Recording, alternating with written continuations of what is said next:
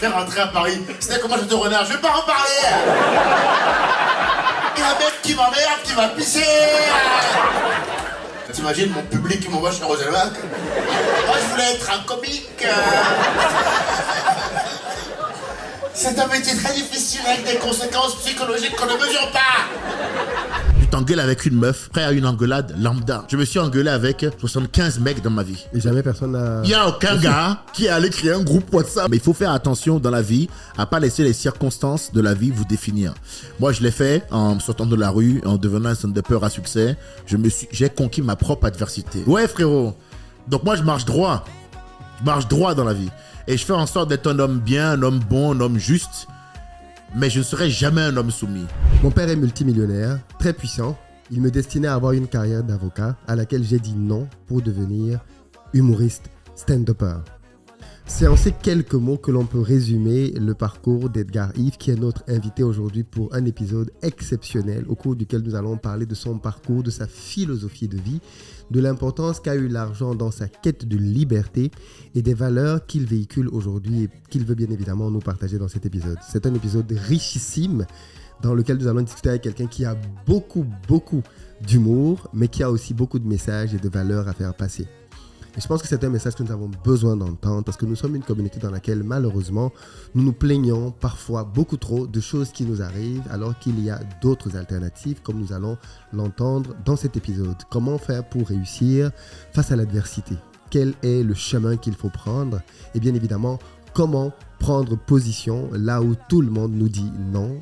Et comment est-ce qu'Internet aujourd'hui est devenu un outil qui peut littéralement changer des vies? Bref, c'est un épisode assez riche, assez intense, assez dense que vous allez, j'en suis sûr, apprécier.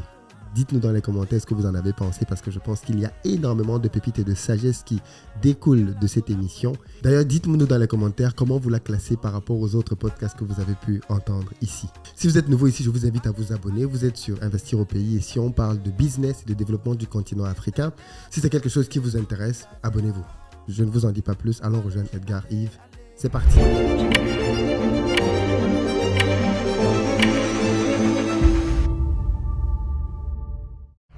Bonjour Edgar Yves. Bonjour Philippe. Merci beaucoup d'avoir accepté de venir sur notre podcast pour parler de ton invitation. Merci à toi, de ton parcours, ainsi de suite.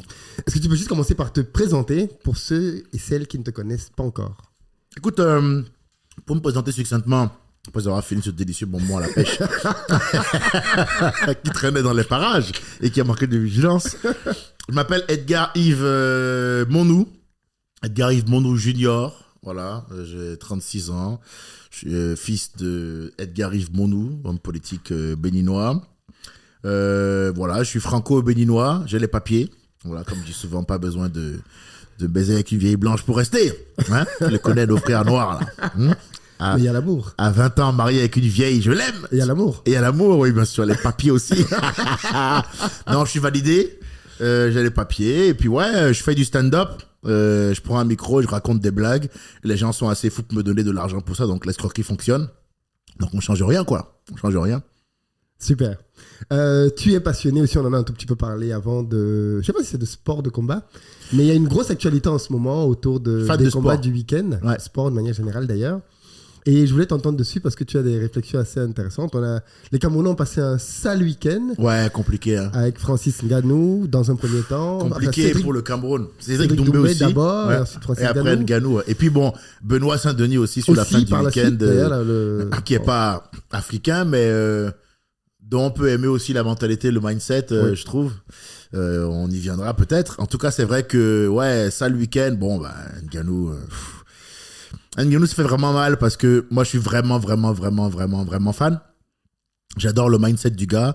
Son parcours en lui-même, c'est une inspiration. Partir des champs et des chantiers au Cameroun pour en arriver à mettre KO parce que pour nous, il a gagné le combat contre Tyson Fury. Hein. Clairement. Oui, ils ont essayé de nous voler, mais là c'est pareil, hein, on ne laissera pas passer. C'est-à-dire que notre gars, il a gagné, vous dites ce que vous voulez. Donc, ben, fierté... continental, pas seulement national. On est content d'être même noir quand on voit Ngannou. Kim Kardashian quand même dit qu'il a une énergie sexuelle folle. Là, Francis, je suis jaloux. Là, je suis quand même jaloux. Donc non, on est fan du gars. Il a perdu face à un mec qui l'a tapé, mais on peut être fier de lui parce que il va au bout de ses inspirations. Il laisse pas les circonstances où les gens lui disent là où il peut aller. On lui a dit non, va jamais en boxe, tu pourras jamais aller en boxe. Le mec, premier combat de boxe qu'il fait, il tape quand même le champion poids lourd incontesté. Bon ben alors, donc après ça, qui veut pas aller au bout de ses rêves? Bon ben deuxième combat, ça passe pas. J'ai l'impression que lui aussi, il était un peu plus détendu que d'habitude. Tyson Fury l'a dit ça dans l'analyse du combat. Oui. Il est tombé en face d'un boxeur expérimenté, Anthony Joshua, et AJ, londonien, bon, origine nigériane, hein, très costaud. Lui, quand même, il a tapé Klitschko, oui. Légende absolue de la boxe. Il a tapé... avant, il y avait c'était un White, quelque chose, la Dan White. Il a eu la médaille d'or. C'est un médaille d'or, quand même. Olympique, ouais. Médaille d'or olympique, il a été plusieurs fois champion du monde, je crois 2 fois, il a perdu, la repris. Là, et là, il va partir pour une 3e fois. Bon, donc on a affaire à un boxeur expérimenté qui l'a tapé techniquement. C'est-à-dire que là, quand tu regardes le match, c'est technique. Premier down, changement de garde de la part de Francis Ngannou. Il lui met un direct très puissant dans l'espace qui crée. Et puis bah là, les gars... Beaucoup de gens ne comprennent pas ce direct qui fait tomber Francis Ngannou. Comment peut-il tomber alors qu'on a le sentiment que c'est plutôt d'abord sa main qui est prise avant que la main ne se répercute sur lui? Mais c'est la puissance d'une voiture, les gars. C'est la puissance d'une voiture. C'est l'équivalent d'une Peugeot 504 ou je sais pas quoi là qui vous fonce dedans. Regardez le bébé que c'est en face. C'est pas un danseur de zouk, hein. Voilà, avec tout le respect qui est dû au tonton Zouker. Mais quand même, c'est une voiture qui t'arrive en pleine face. Donc là, c'est direct du droit, il profite, il percute complètement. Et c'était le combat des puissants, hein. On l'avait dit, c'était le titre du combat, hein. C'était le combat des puissants. Ngannou, monstre de puissance, peut-être, sans doute même, l'être humain considéré comme l'être humain le plus puissant au monde. Ouais. Avec différents tests qui ont été faits. C'est une voiture, c'est machin, il dépasse largement les Tyson, hein. Pour que vous ayez des références. Ça dépasse Tyson, hein. Mike Tyson, Francis Ngannou. Donc c'est important de le dire. Et en face, bah voilà, même un mec puissant comme ça, c'est là où tu vois que la boxe est un art noble et respectable. C'est que même si t'es puissant, frérot, si tu manques de technique, tu perds quand même. Et le deuxième knockdown qu'il lui met à la reprise du second round, c'est le pire, comme je dis, parce que il fait beaucoup de directs durant tout le combat. Le bras gauche, c'est très utile aux boxeurs qui sont droitiers ou le bras droit aux boxeurs qui sont gauchers parce que le bras avant, en gros, il y a le bras avant et le bras arrière. Comme ça, on oublie la notion de gauche-droite. Le bras avant, c'est le bras qui permet de mesurer la distance, de mettre des petits jabs pour garder la distance et le bras arrière sert toujours à finir. Francis a de manière un peu scolaire, un peu trop utilisé son bras avant en permanence. Donc l'autre en face, c'est pas une information qu'il peut rater avec tout le pédigré qu'il a en boxe. Donc au bout d'un moment, Francis envoie, et on voit bien que, si tu regardes la scène, tu vois bien que Joshua est immobile, hein, comme un fauve qui attend que la viande se présente, et le mec envoie le bras, et lui du coup, il envoie son bras arrière au-dessus du direct de Ngannou, et il le prend dans la tempe. C'est le coup le plus dévastateur en boxe. On appelle ça le contre. C'est l'équivalent de l'aïkido, c'est retour. C'est-à-dire que tu es en plein effort quand te stop net. L'impact est double. Alors si en plus l'impact est double sur la tempe, parce que c'est littéralement un point vital, il y a des points, hein, la mâchoire, la tempe, le foie, tu vois, les trucs comme ça. Bon, ben là, en plein dans la tempe, le gars, il tombe. Et quand il tombe, là... Il était sonné, hein. Ah, écoute, quand il se retrouve au sol, moi, j'ai vu ses yeux. Il est reparti au Cameroun, hein. Donc, il est parti d'un coup, hein. Il y avait toute la musique de l'autre dans cette... Non, mais non, hey, oh. Il dit, excusez-moi, j'ai perdu mes clés. C'est ici que vous avez retrouvé mes clés. Ah, ils l'ont tapé fort, le frérot. Bon, après, il se relève. Le problème, c'est que quand tu te relèves après avoir pris un coup comme ça, quelques secondes après, tu n'es pas... Mais non, t'es pas là. Donc l'autre, bah, il a fait son boulot. C'était exceptionnel qu'il se relève. C'est fou, hein? Ouais. Solide, hein, tonton, hein? Mangeur de ndolé, hein? Faut respecter. On est fan. Et lui, il perd très dignement. Parce que le hyper classe, et d'ailleurs il dit lui-même en interview, il plaisante direct. Il dit it was a clean one. Et on lui dit est-ce que vous avez eu mal? Il dit bah non, c'est pour ça que je suis au courant que j'étais KO. Parce que vraiment, il le dit, il y a une vidéo, il se fout de sa propre gueule. Donc autodérision parfaite, classe totale. Et le lendemain, il fait un post. Un petit message, en disant oui, je vous ai abandonné, j'ai perdu, tu nous as pas abandonné, mais qu'est-ce que tu racontes? On est fiers de toi. Hein. Tu es une inspiration pour tout le continent africain. On se sent bien quand on est noir, quand on voit des gens comme toi. On est content. Tu as le droit de perdre. Mais t'as fait de ton mieux, frérot. Le mec s'est entraîné. On voit quand il les sorait son t-shirt, ça remplissait une bassine de sueur, de transpiration. Bah, qu'est-ce que tu veux lui reprocher, frérot? Il a fait la diète, le footing, il a tout fait, il s'est entraîné. Il est arrivé fit. Ouais. Il est arrivé fit. Bon, bah écoute, c'est pas passé cette fois-ci. Il fera mieux la prochaine fois. Il faut lui donner de la force à ce mec-là.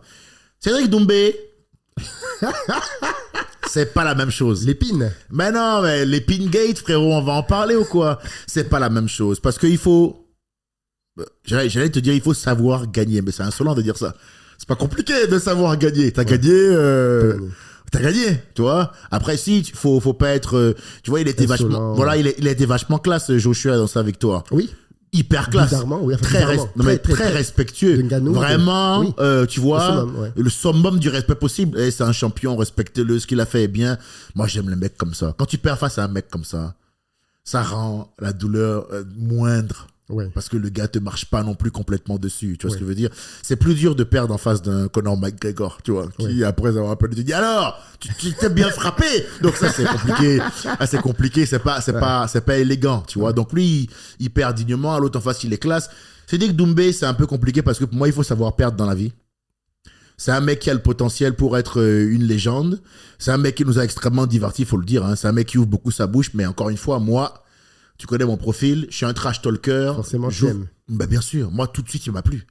Quand j'ai vu, j'ai fait là, il y a une proposition artistique dans le paysage qui me plaît beaucoup. Quand on connaît ma mentalité, bah, tout de suite, je mets une pièce. Moi, Ibrahimovic, quand il était au PSG, tout le monde l'insultait, mais moi, il m'a fait rêver, hein. Il est arrivé, il a marché sur Paris pendant 2 ans. Après, il a dit, allez hop, si vous me faites une statue, je reste, sinon je me casse. Donc, du grain Ibrahimovic, quoi, tu vois.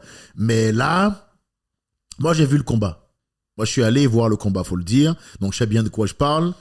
Ce mec, dans ce trash talk, dit qu'il prend Conor McGregor facile, qu'il est au niveau des John Jones, machin, très bien.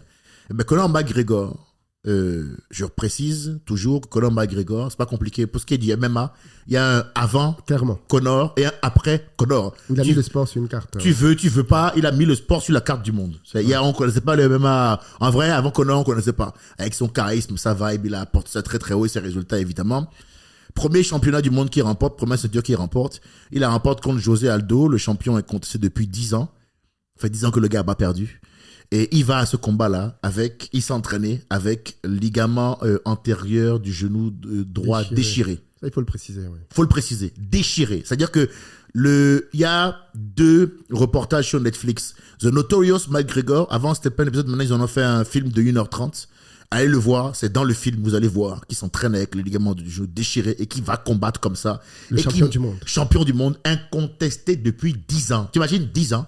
Tu comptes jusqu'à 10, frérot. 10 ans, le nombre de kebabs, le nombre de ruptures, de tout ce qui peut se passer. 10 ans, le gars est bon. Il vient, une droite, KO.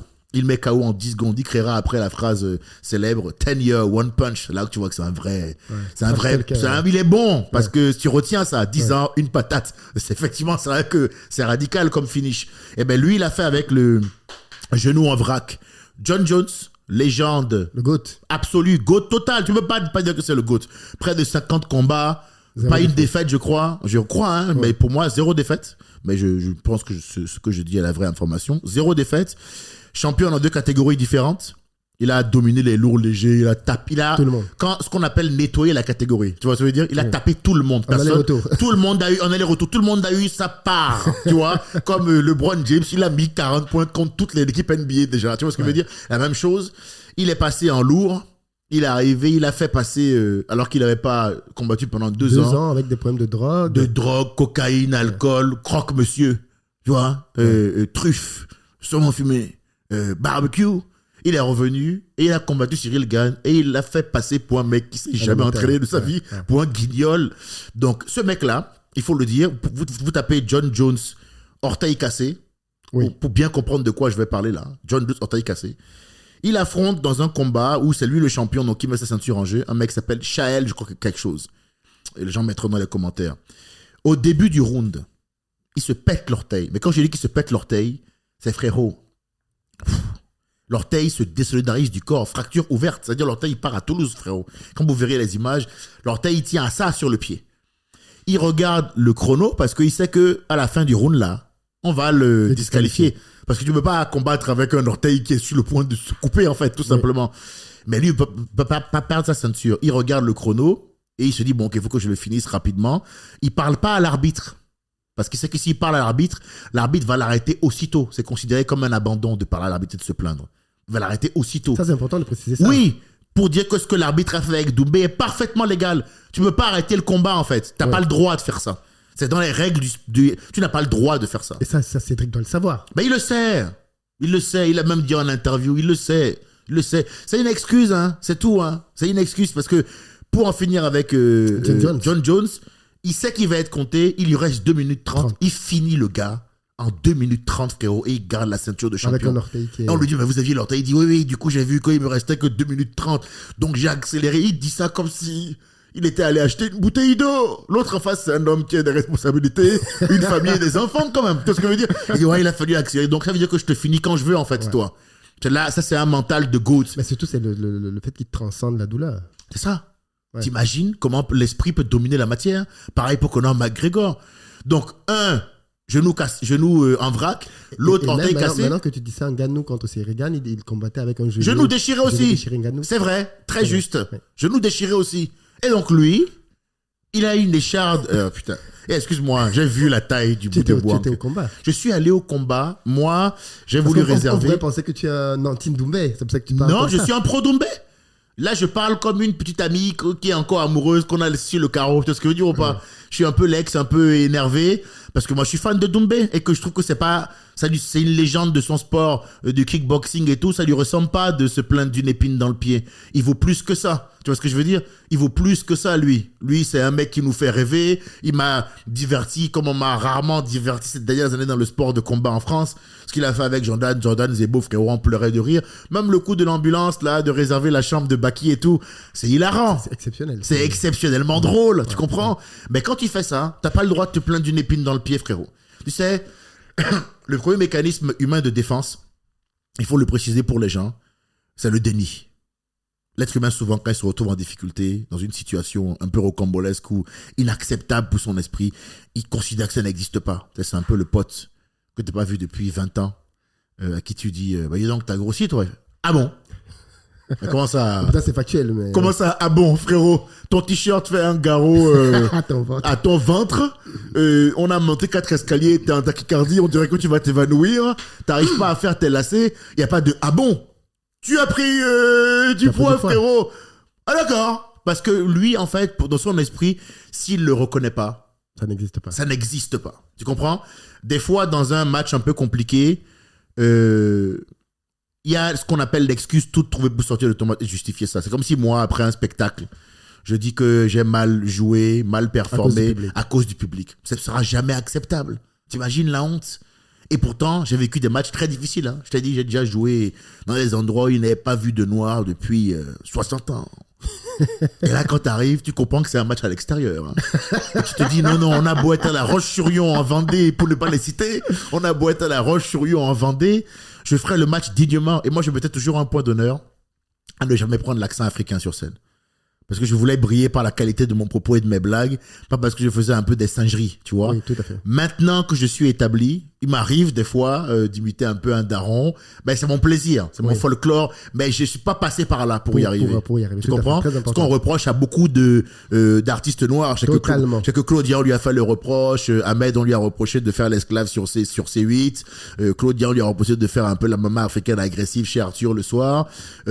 Moi, j'ai essayé d'éviter ça parce que je savais ce qu'on leur reprochait. Je les juge pas parce que je pense qu'il faut aussi préciser que pour ce qui est de Claudia, peut-être que on la recevait seulement à condition qu'elle fasse ça aussi. Eh ouais, les gars. Donc, avant de vous en prendre à Claudia, pensez à vous en prendre peut-être aussi. Ils ont été très durs avec Claudia aussi. Ils ont été très durs avec Claudia. Ouais. Au lieu de vous en prendre à elle, pensez à vous en prendre aussi peut-être aux émissions de télé qui reçoçoivent les gens qui veulent ça, en fait. Oui. Ils veulent pas savoir où elle a grandi, où ce qu'elle ressent. Ils veulent le taper, hein. Voilà, on adore quand t'es comme ça. Là, on sent le mafé, là, on sent le soleil. tourner. Et donc, tu vois, les mecs sont comme ça. Et c'est vrai que ce soir-là, je me souviens, j'avais pris un beat de malade. Et au bout de 40 minutes, je me suis fait, vraiment, j'ai repris l'accent, frérot. C'était là, ouais, excellent, superbe. Et après, le soir, dans la chambre, tu te dis, putain, je suis de merde, j'avais promis que, tu sais, au début, tu veux nier. T'es là, non, bonne soirée, tu serres la main à tout le monde. Tu rentres, tu te mets un petit verre quand même parce que c'est nécessaire. Tu bois un verre, 2 verres. Au bout du 4e verre, tu commences à pleurer parce que t'en as besoin. Tu comprends? T'as eu mal. Ce qu'il faut, c'est perdre dignement. Ngannou, il a perdu classe. Il a mis un mot classe. Vous êtes tombé, je ferai de mon mieux. On a dit, maintenant, champion, ça m'a même fait mal qu'il écrive ça. Il est trop digne pour dire qu'il nous a abandonnés. Trop dessus, lui, tu vois. Et ben, Doumbé, on a envie de lui dire, on est avec toi. On a aimé ce que tu proposes jusqu'à maintenant. Commence pas à salir ton image avec des histoires d'épines dans le pied. Tu vaux plus que ça. C'est ça que je veux dire. Parce que c'est Doumbé, il vaut mieux que ça. Et moi, parce que moi, j'y étais. Tu penses que c'était une excuse, justement? Toi, tu étais au combat. Mais tout trouvé, frérot. Moi, j'ai vu le combat. Oui. J'y étais. J'ai payé les plats, je t'ai dit, un peu en retard. Parce que du coup, c'est parti en 20 minutes. Donc, quiconque s'était dit, je vais acheter demain, était dans la merde en vrai, tu vois. Parce que c'est parti en 20 minutes, les places. Donc, déjà, incroyable. Déjà, la réalisation du gars. La perf est folle. Donc, déjà, all the credit to the man. Voilà, c'est rendre à César ce qui est à César. 20 minutes, les places sont dilapidées. Et puis, du coup, moi, j'appelle ma conciergerie Black Card, parce qu'on a vendu quelques tickets. Et avec cette conciergerie-là de luxe, eux, ils peuvent trouver des trucs que personne ne trouve. Donc, du coup, ils me trouvent des places 700 € la place, frérot. Punaise. J'en prends 2. Parce qu'il faut quand même amener madame. Tu connais, les gars, on est comme ça, on amène madame. Ah, frérot, je suis pas sans elle. Le retour va être technique, hein. Tout à fait. Donc, je l'emmène. 1400 €, frérot. Sans compter le déplacement, bien sûr, la bouffe, la restauration sur place, hein. Tu veux quand même, hein, t'es au niveau du ring, donc faut quand même prendre 2-3 coupes de champagne. Tu veux pas dire, non, de l'eau, ah frérot, ceux qui sont au bord du ring, là, ils ont dépassé le niveau de l'eau, hein. Donc, il faut essayer de proposer quelque chose d'intéressant. Donc, tu veux représenter un peu, et puis tu veux vivre l'expérience pleinement, surtout. Tu veux t'amuser à fond. Au-delà de la blague, tu veux vivre l'expérience. Donc, 1600 € le truc. J'ai vu le round 1. Je suis un fan de MMA, que vous voyez bien dans mes références et les éléments que j'apporte, que je connais un peu. Le round 1, Baki soulève Cédric Doumbé. Il le tape. C'est pas le round 1, on s'est tous regardés en mode qu'est-ce qui se passe? C'est pas Boussa, on criait Baki t'es mort depuis 16h. En plus, lui, il est arrivé à 22h30. Moi, je suis arrivé à 17h sur place. Wow. Donc, moi, je l'ai attendu longtemps. Tu comprends? Ouais. Donc, le gars arrive, je le vois se faire soulever comme une coccinelle. J'ai dit comment? Une crêpe, Une crêpe. Et puis, des amenés au sol contrôlés. En MMA, en combat, ça rapporte beaucoup de points, ça. Parce que souvent, tu verras, quand les champions, ils n'arrivent pas à mettre KO le gars en striking, à le dominer en striking, hein, donc ça veut dire point-pied debout, souvent, ils passent en amener au sol, parce que quand on amène au sol, ben pour les juges, ça compte beaucoup de points, ça. Rappelez-vous tu l'immobilises, ce qu'on appelle une amener au sol contrôlée, c'est-à-dire que je t'amène au sol et je t'immobilise. Ouais. Ça, c'est beaucoup de points. Et souvenez-vous que Ngannou, qui n'avait pas réussi à dominer Cyril Gane, était passé en mode lutte et l'avait complètement annihilé. Et ben de la même manière, Baki, dès le début du match, a sécurisé le premier round. Ça met une pression de fou, ça. Deuxième round, pour moi, kiff. Il y avait par contre, ça c'était la partie cool du combat, une tension au deuxième round que j'avais rarement senti dans ma vie. Ah mec, tout le stade était...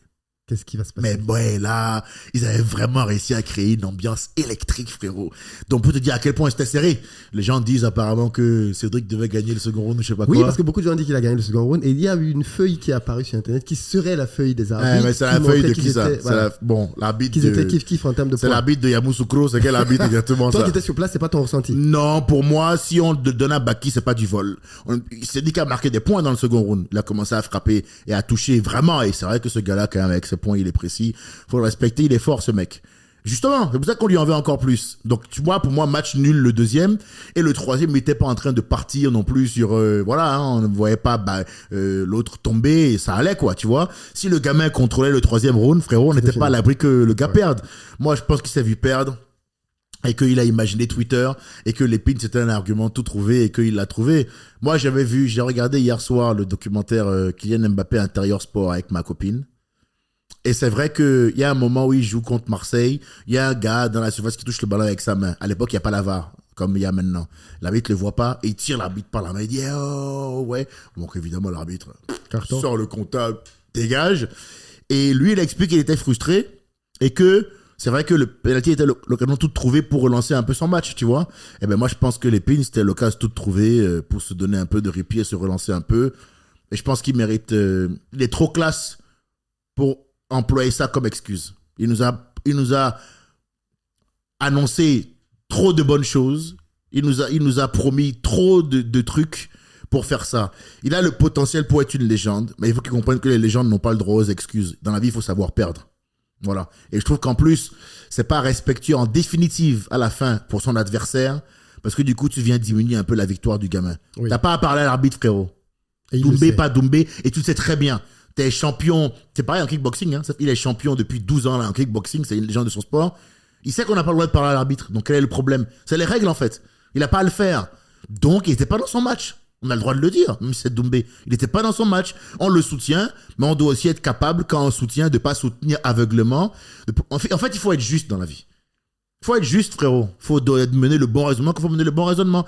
Là, c'était une excuse et je trouve que c'est pas classe. Il faut savoir perdre. Voilà. Il n'a pas fait de son mieux là, dans ce combat-là. Et je pense que des fois aussi, le trash talk, ça met une vraie pression. Oui. Ça met une vraie pression. Certains ont besoin de ça pour se transcender, mais ça peut se retourner contre toi. Mais ça peut se retourner contre toi. Et je pense qu'on est dans un cas de figure où cette pression-là, il a commencé à l'avoir sur les épaules. Mon frère, t'as créé une ambulance pour le gars. Le gars a gagné le premier round. La pression est sur les épaules de qui? Les tiennes. Ben oui. Et je pense que le gars, il a pas forcément bien géré ça ce coup-ci. Il a bien fait avec Jordan Zebo. On était mort de rire. Jordan Zebo, c'est... Humilier quelqu'un comme ça, quand même, c'est fou, hein. Là, je pense qu'il faut aller en psychiatrie après, quand t'as humilié comme ça. Tu t'entraînes, il y a un mec qui t'envoie un matelas. Frérot, un matelas. Te dis, c'est là que tu vas dormir quand tu auras fini. Si tu m'envoies ça et que moi, je dois faire seulement 50 pompes, j'en fais 72, hein, frérot. Je cours 20 km, diète, edamame, haricots verts, maître lit. Nice, Karate Kid. Le gars arrive le jour J, 9 secondes. Bah. Là, on s'est dit, putain, c'est une légende, lui. Il va peut-être faire ce qu'il nous avait dit. Il va peut-être tous les massacrer pendant 6 ans, là, en les insultant tous, là, qu'on risque quand même de passer de très, très bons moments. C'est ça qui m'a amené à payer la place pour Baki. Parce qu'il m'a tellement ambiancé avec Zebo, là, j'ai dit, non, là, je veux voir de près le truc. Eh ben, de près, j'ai vu que la vie, c'est pas facile, la vie, hein. Ben oui, j'ai vu de près que la vie est pas facile. Ouais. Et que, attention, en fait, il faut rester concentré. Même des mecs comme ça, ils peuvent se retrouver dans la sauce. Même des mecs comme ça peuvent tomber dans le problème de la charge émotionnelle. Quand tu es à ce niveau de compétition, quand tu fais ton premier Marrakech du rire, ton premier Montreux, ta première télé en humour, ce que tu as à gérer, c'est pas les blagues, hein. A priori les blagues, tu les as répétées et révisées depuis 2 ans. Ce que tu dois gérer, c'est la charge émotionnelle que tu vas avoir d'avoir une caméra braquée sur toi, un mec qui dit action, et devoir être drôle au moment où le mec qui dit action. C'est contre nature, ça. C'est contre nature, c'est pas fluide, c'est pas organique. Oui, le moment où on est le meilleur, c'est quand ça glisse, quand c'est fluide, quand on est dans le lâcher prise. Et ben là, le contrôle est absolu et il faut être drôle de manière contrôlée. C'est extrêmement difficile. Tu comprends? Oui. Et donc, il y a une charge. Moi, j'ai vu des gars, des meufs en télé, on devait jouer, et quand on a dit action, je crois que j'y arriverai pas. Ah oui. Il y a eu des gens, mais j'en pleure, les gens craquent. Mon frère, la pression psychologique, c'est quelque chose, la pression psychologique, c'est quelque chose, hein. Faut pas croire. Même un champion comme Doumbé, là, la pression que lui se met en parlant, je crois que vous mesurez pas. C'est pour ça que je me suis dit, mais c'est un surhomme, lui. Mais, j'ai vu, de près, finalement, qu'il est humain, ce gars-là. Il est humain, gros. Et on lui reproche pas. Juste, par contre, frérot, ne sors pas des histoires d'épines dans le pied. Il y a des gens... C'est pas classe. Écoute, si tu regardes, c'est pas classe du tout. Ça jette de l'opprobre sur la victoire de l'autre. Donc, c'est vraiment pas élégant. Il a commencé à dire, bon, en tout cas, il y a le ramadan. Et, frère, ne mêle pas les musulmans à cette histoire. Gère ta défaite tranquillement et on passe à autre chose. Et d'ailleurs, personne ne lui a laissé passer, hein. Si tu regardes sur les réseaux, on l'a lavé. Ben, c'est normal. Là, c'est normal. Bon, déjà, s'il avait juste perdu, il aurait quand même lavé. Mais là, avec les bines, là, Doumpier, il appelle maintenant Doumpier. Mais t'as cherché, frérot. Tu vois, on te reproche pas de perdre. Parce que si tu perds et que tu fais de ton mieux, comme je dis souvent, ça arrive. Il y a personne... Et tu aimes bien souvent rappeler ça, d'ailleurs. Bien sûr, frérot. Il y a personne qui a travaillé dur pour obtenir des choses, qui va voir quelqu'un perdre après avoir essayé durement et se foutre de sa gueule. C'est faux. Je connais aucun entrepreneur digne de ce nom qui se moquerait d'un mec qui est en échec. C'est le début de la réussite, l'échec. C'est l'antichambre du succès. On passe par là pour y arriver. L'effort. C'est des faibles qui ont insisté. Tout simplement. Ne vous prenez pas la tête. Le mec que vous voyez comme étant fort, c'était un tocard au début, frérot. Juste, il a pas lâché, en fait. Donc, on reprochera jamais à un mec de perdre. Mais la classe, c'est important. J'ai l'impression que c'est un gars qui peut l'avoir. Il faut qu'il l'ait jusqu'au bout. Quand t'as perdu, tu nous fais un petit message, tu fais une vidéo, tu te fous de ta gueule et on passe à autre chose. Là, il était pas hyper clash, je trouve. Ce que Ngannou a fait d'ailleurs quand il a... Génial. Il s'est foutu de sa propre gueule en interview. Oui. Il a dit, ouais, it was a clean one. On lui dit, vous avez eu mal? Il dit, bah non. C'est comme ça que je suis au courant que j'étais KO. Les lumières se sont éteintes d'un coup. J'ai rigolé en me disant, putain, c'est un grand monsieur. Ouais. Les gens ne réalisent même pas. Hein, ouais, c'est un grand monsieur, frérot. Ouais. On vient de le frapper il y a 5 minutes, frérot. Il est déjà en train de blaguer là-dessus. Mais t'imagines, c'est le meilleur des hommes. Frérot, on vient de le taper. T'imagines le somme que moi j'aurais? Mais écoute-moi bien, moi, on me tape comme ça. Il n'y a pas de... Putain. Et en plus, si le mec qui me tape est gentil avec moi, moi je pense que ça me rendrait fou. Oui, parce qu'en mais en plus, c'est un bon gars, lui. Anthony, j'ai eu beaucoup de classe dans très les classe. Ouais. Mais là, on parle de... Tu vois, là, quand on dit la boxe, le noblard, bon, ben là, on a compris de A à Z. Hein. Ouais. D'abord, le noblard, parce que quand t'es technique, tu peux battre un mec qui est plus puissant que toi. Il est considéré comme l'homme le plus puissant au monde, Ngannou. Hein. C'est le combat des puissants, mais l'autre très technique, donc il gagne pour ça. Et après, la classe totale du mec. Il lève le bras de Francis, il lui dit, mec, abandonne pas la boxe, t'as une inspiration.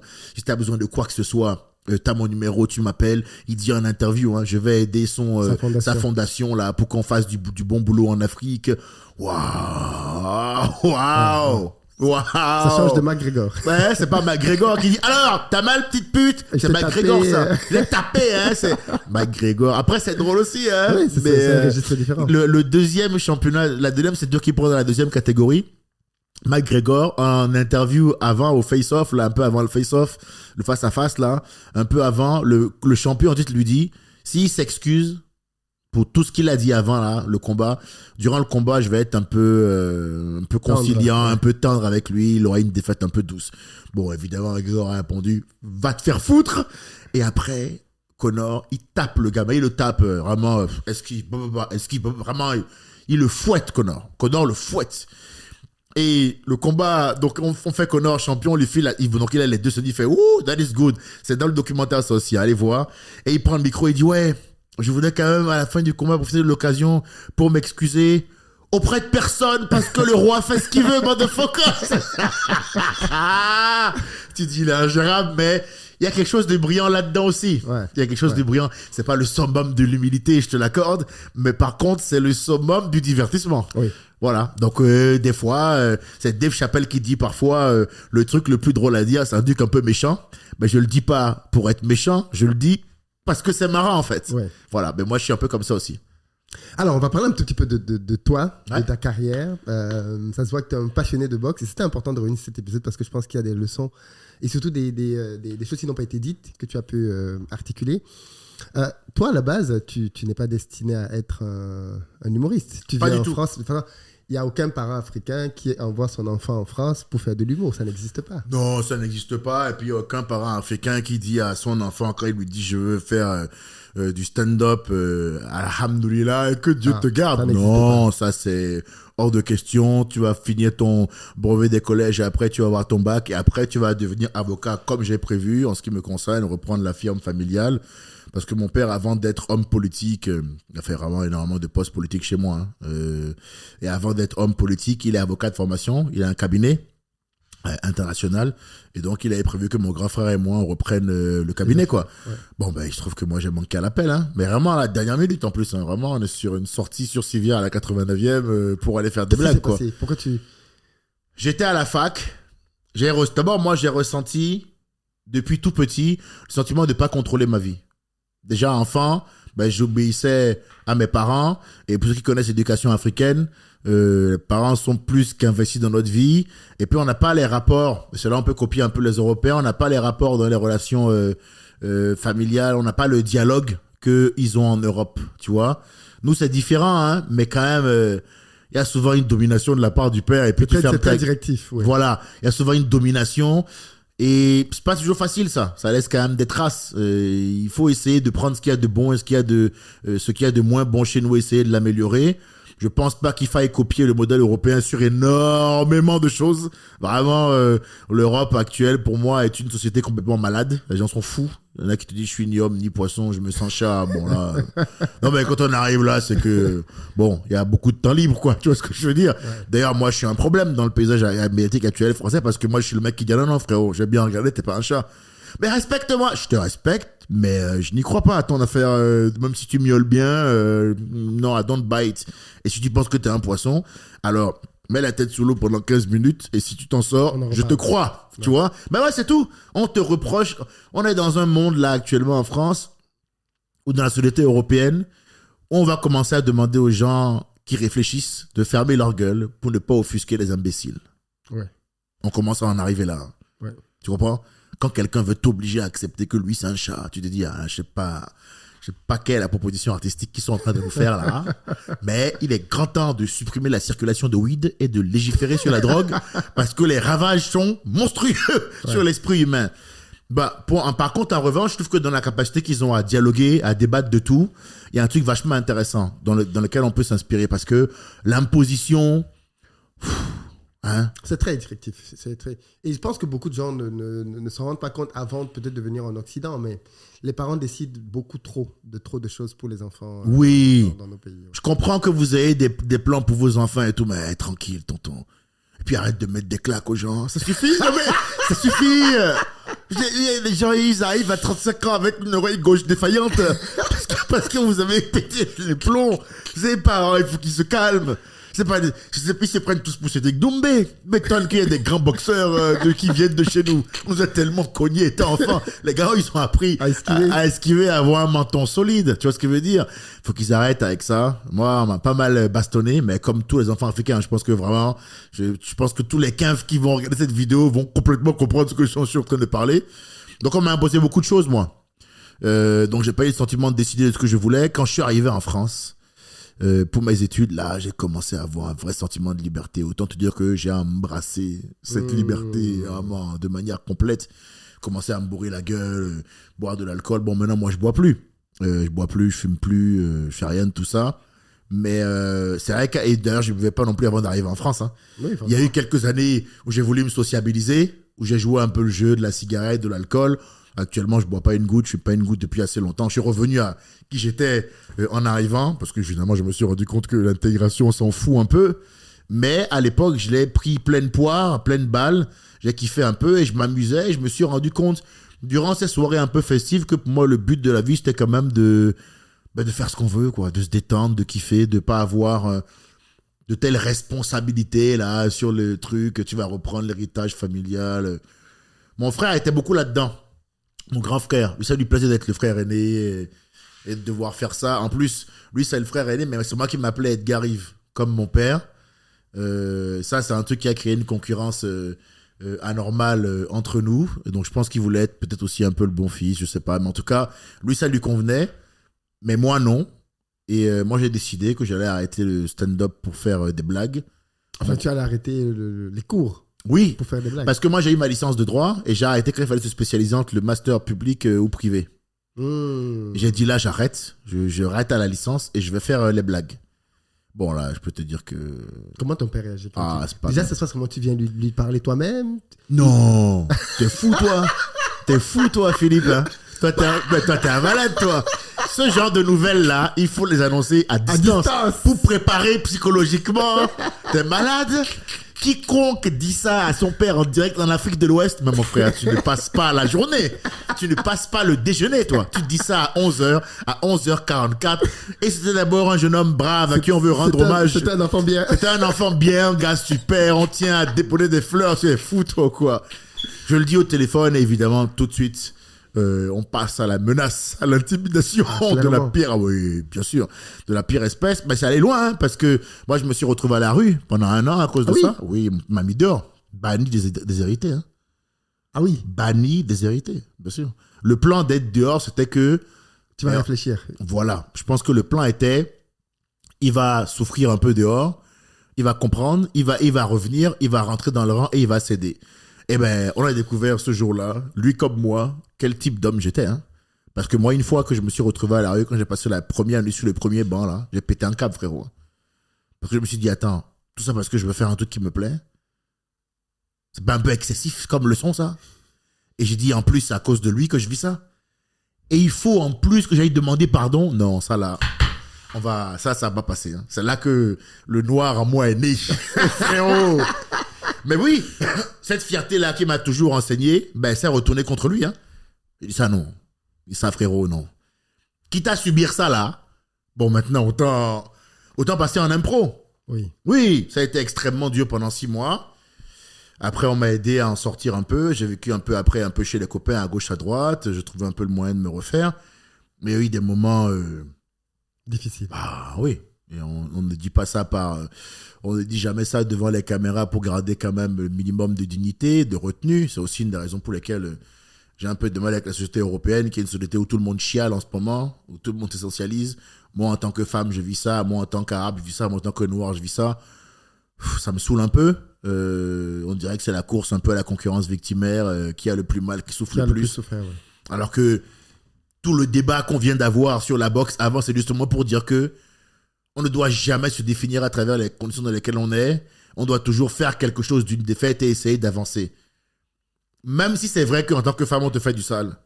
Même si c'est vrai qu'en tant que noir, c'est plus dur. Est-ce que c'est une fin en soi? Non. Non.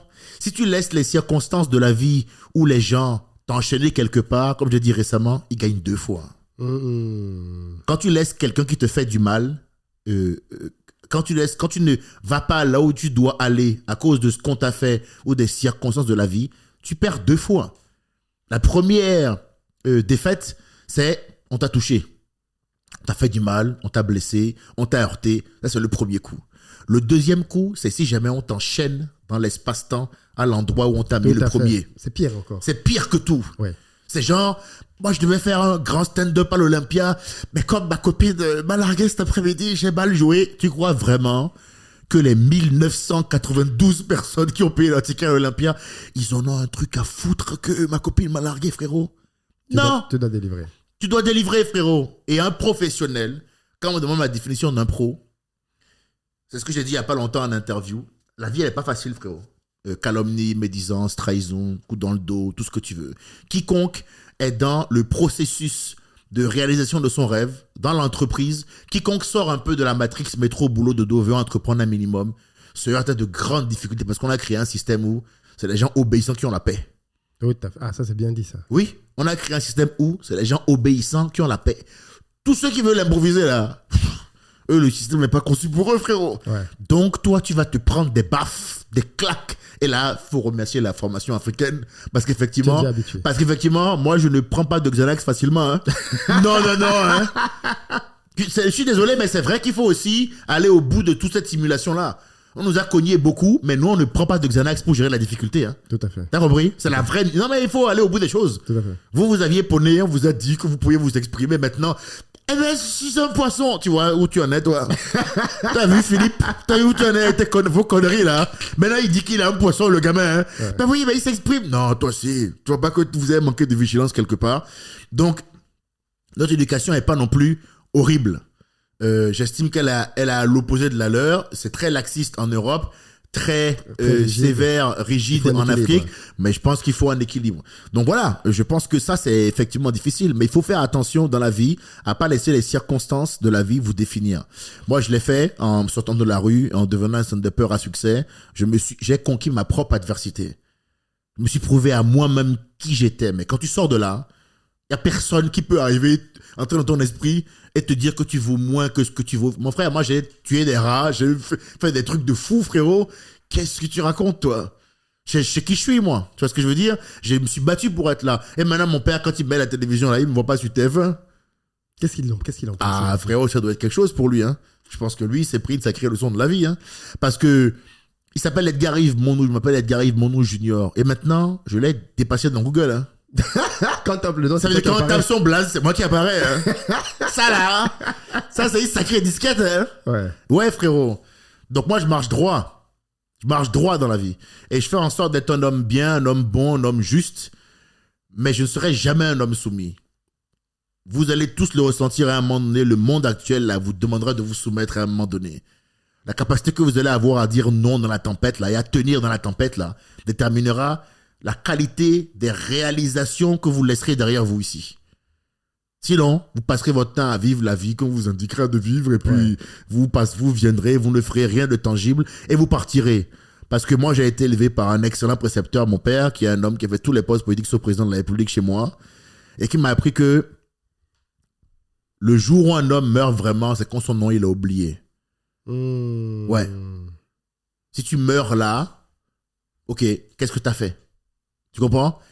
Est-ce que tu penses que Michael Jordan va mourir un jour? Non. Est-ce que tu penses que Michael Jordan, il n'est pas encore mort, je touche du bois, je saute pas, quand il mourra, tu penses qu'il sera oublié, lui? Non. Michael Jackson. Est-ce que Jackson est mort? Non. Est-ce que Coluche est mort? Non. Voilà. Coluche n'est pas mort? Voilà. Est-ce que Dieudonné va mourir? Non. Non. Non. Posez-vous la question, pourquoi? Parce qu'il a fait des trucs. Parce qu'il a fait des trucs. Moi, ce qui m'intéresse, c'est de faire des trucs.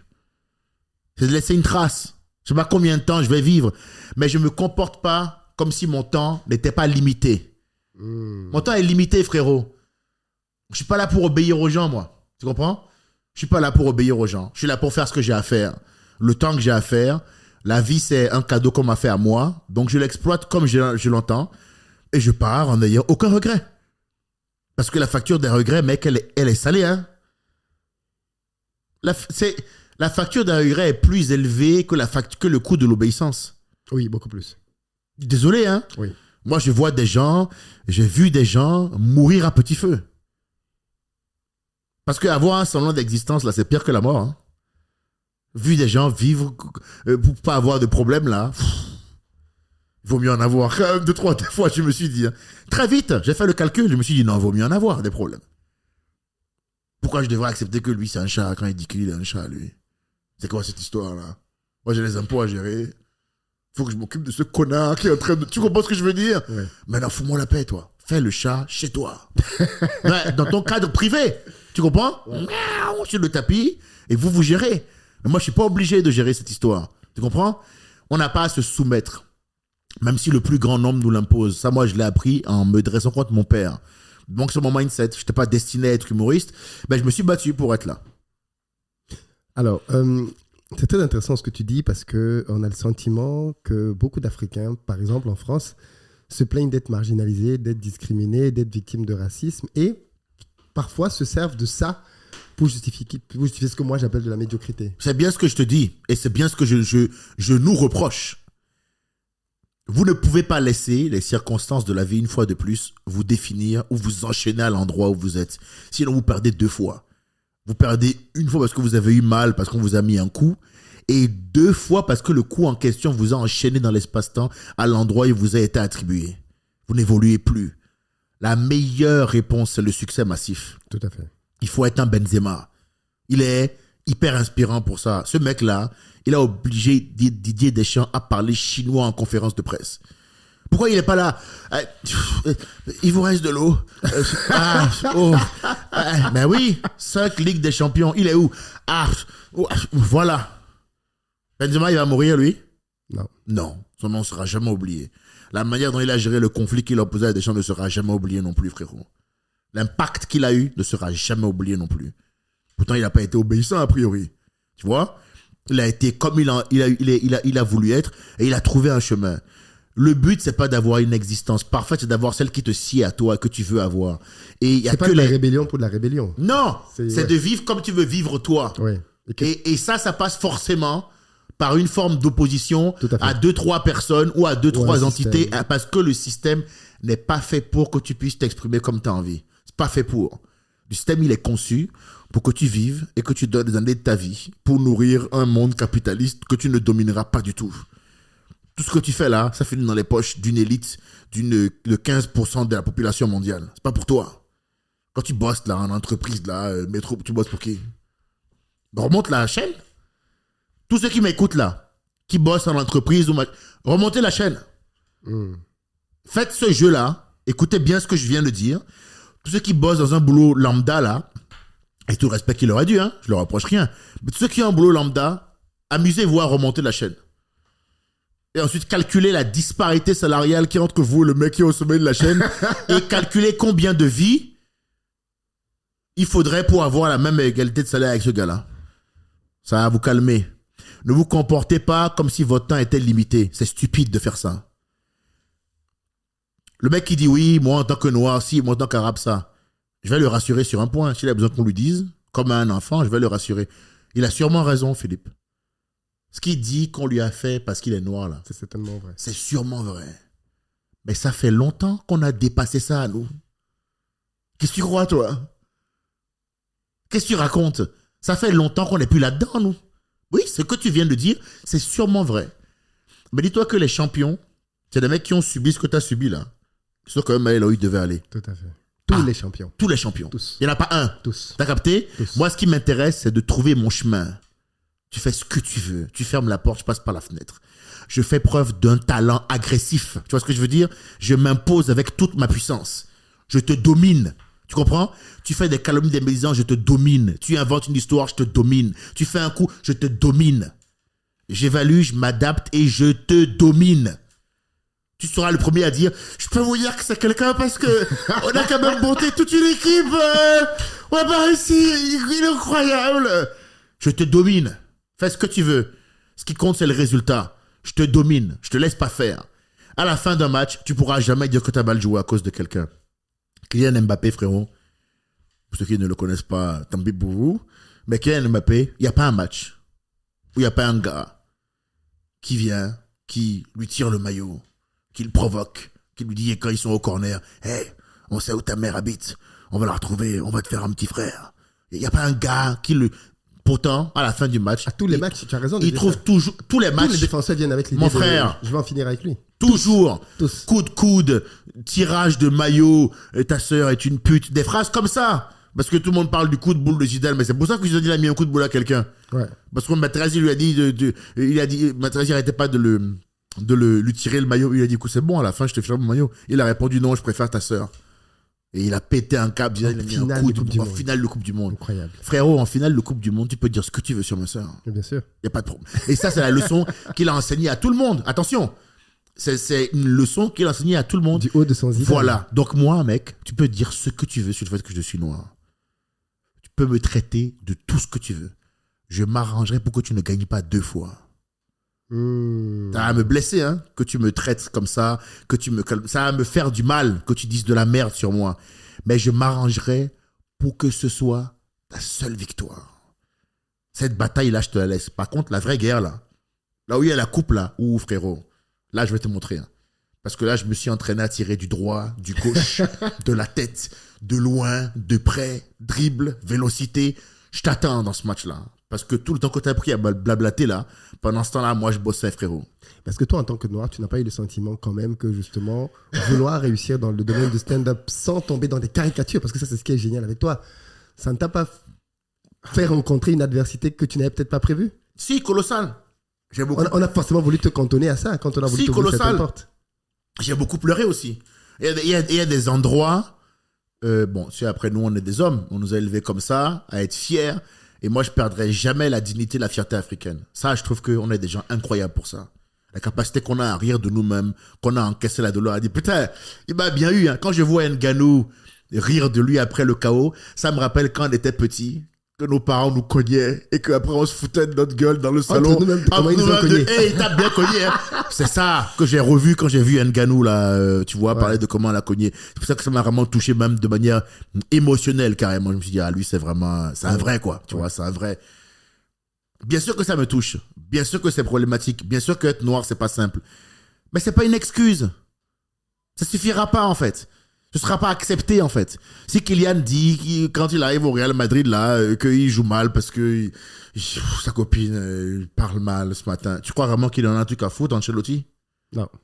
Sur le banc, hein? Bien sûr. Merci beaucoup. Donc, c'est la même chose. Ce que vous dites, là, que vous avez subi en tant que noir, en tant qu'arabe, en tant que femme, c'est sûrement vrai. Je vous rassure, c'est sûrement vrai. RIP, tout le soutien. Pour autant, si vous en faites une excuse justifiant votre médiocrité, si vous vous servez de ça comme argument pour ne pas aller là où vous devez aller, si vous employez ça comme justificatif pour ne pas révéler votre plein potentiel et apporter au monde ce que vous avez à lui apporter à la fin de votre existence là, vous allez avoir beaucoup de regrets.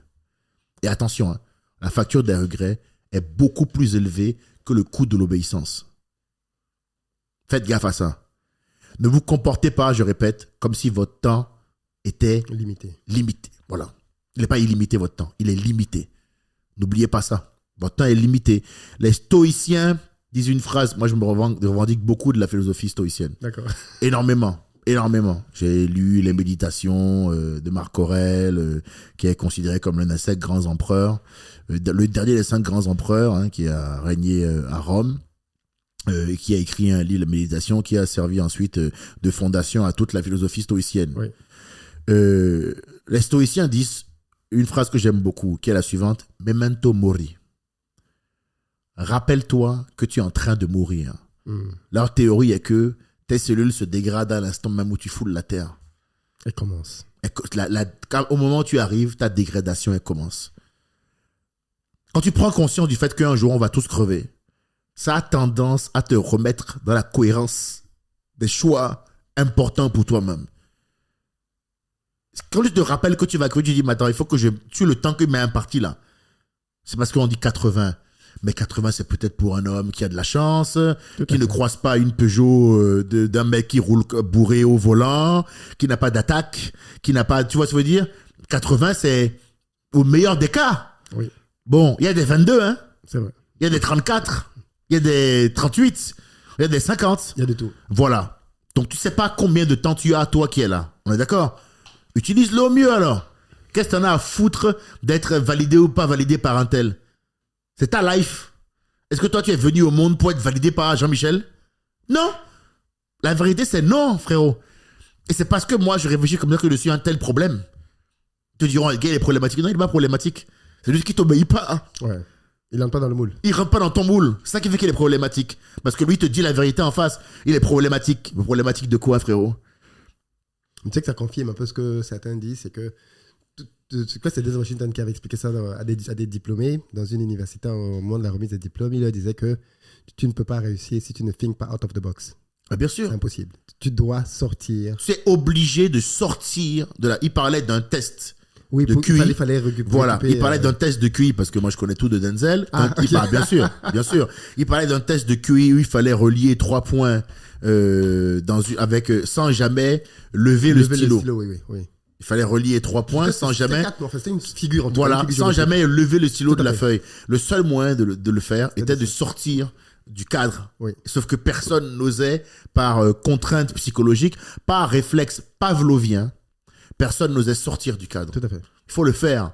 C'est vachement important. Ça, faut pas oublier ça. Et je répète, ce dont vous vous plaignez, ce que vous reprochez à la société ou à vos congénères humains ou humaines de vous faire subir, c'est sûrement vrai. Pour autant, il faut quand même aller de l'avant.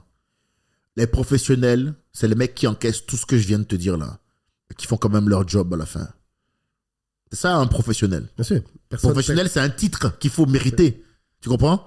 Professionnel, c'est je contrôle mes émotions, je fais ce qu'on attend de moi, je fais ce que j'ai à faire. Tu comprends? Et ça, un pro. Il y a des mecs qui ont perdu leurs parents, qui sont allés faire des matchs de foot, qui sont allés faire... je regardais là Charles Leclerc, le jeune pilote, la Ferrari, là, machin. Lui, quand il va faire la course, là, il perd son père. Hein. Il y a une course là qui fait là, frère, il perd son père dans l'après-midi, il gagne la course en plus, parce qu'il arrive à transformer ça et en faire une telle puissance qu'il commence à rouler comme un fou, à dépasser tout le monde, et il gagne la course. Donc c'est possible. Et n'oubliez pas, hein, comme je dis souvent, s'il y a une personne dans votre situation qui l'a fait, c'est que c'est possible. Et c'est là que tout votre argumentaire... Oui, mais moi... Ah oui, mais là, on a regardé Michel, là. Il a exactement les mêmes circonstances que toi. Et il a mis 3 buts, hein. Parfois pire, même. Parfois pire. Et il a marqué, hein. Et tout ça là. Ah bon? On en revient au déni. Ah bon? Oui. Michel, il est dans ta situation. Et il a mis 6 buts. Ah oui, hein? Oui, mais moi, j'ai une sensibilité particulière. Allez, c'est bon, on dégage. Allez, c'est bon, on dégage. Là, tu veux nous amener dans le pathos, dans l'affect. Ça sert à rien. Je vais vous filer un conseil des stoïciens également, parce que vraiment, c'est fabuleux cette philosophie. Ça apprend à gérer beaucoup de choses. Ils ont un truc qu'ils appellent la dichotomie du contrôle d'Épictète. Ils disent, quand il t'arrive un truc dans la vie, il faut te concentrer sur ce sur quoi tu as du pouvoir. Oui. Voilà. Une situation m'est arrivée. Est-ce que je peux faire un truc pour la changer? Oui. Bon, ben alors c'est pas la peine de m'inquiéter. Non. Bon, ben alors c'est pas la peine de m'inquiéter non plus. Dans les deux cas. Voilà. Très vrai. J'ai le pouvoir de me lever chaque matin, moi, et de faire de mon mieux.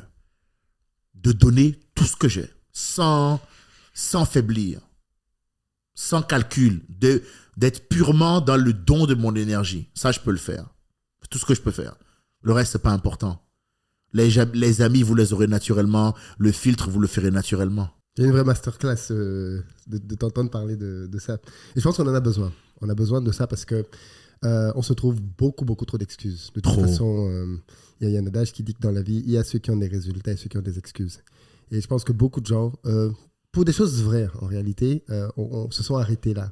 Et non plus continuer le chemin, l'aventure, alors qu'il y avait beaucoup de choses à aller explorer. Pas parce que c'est vrai que tu as raison, c'est ça qu'on est en train de dire.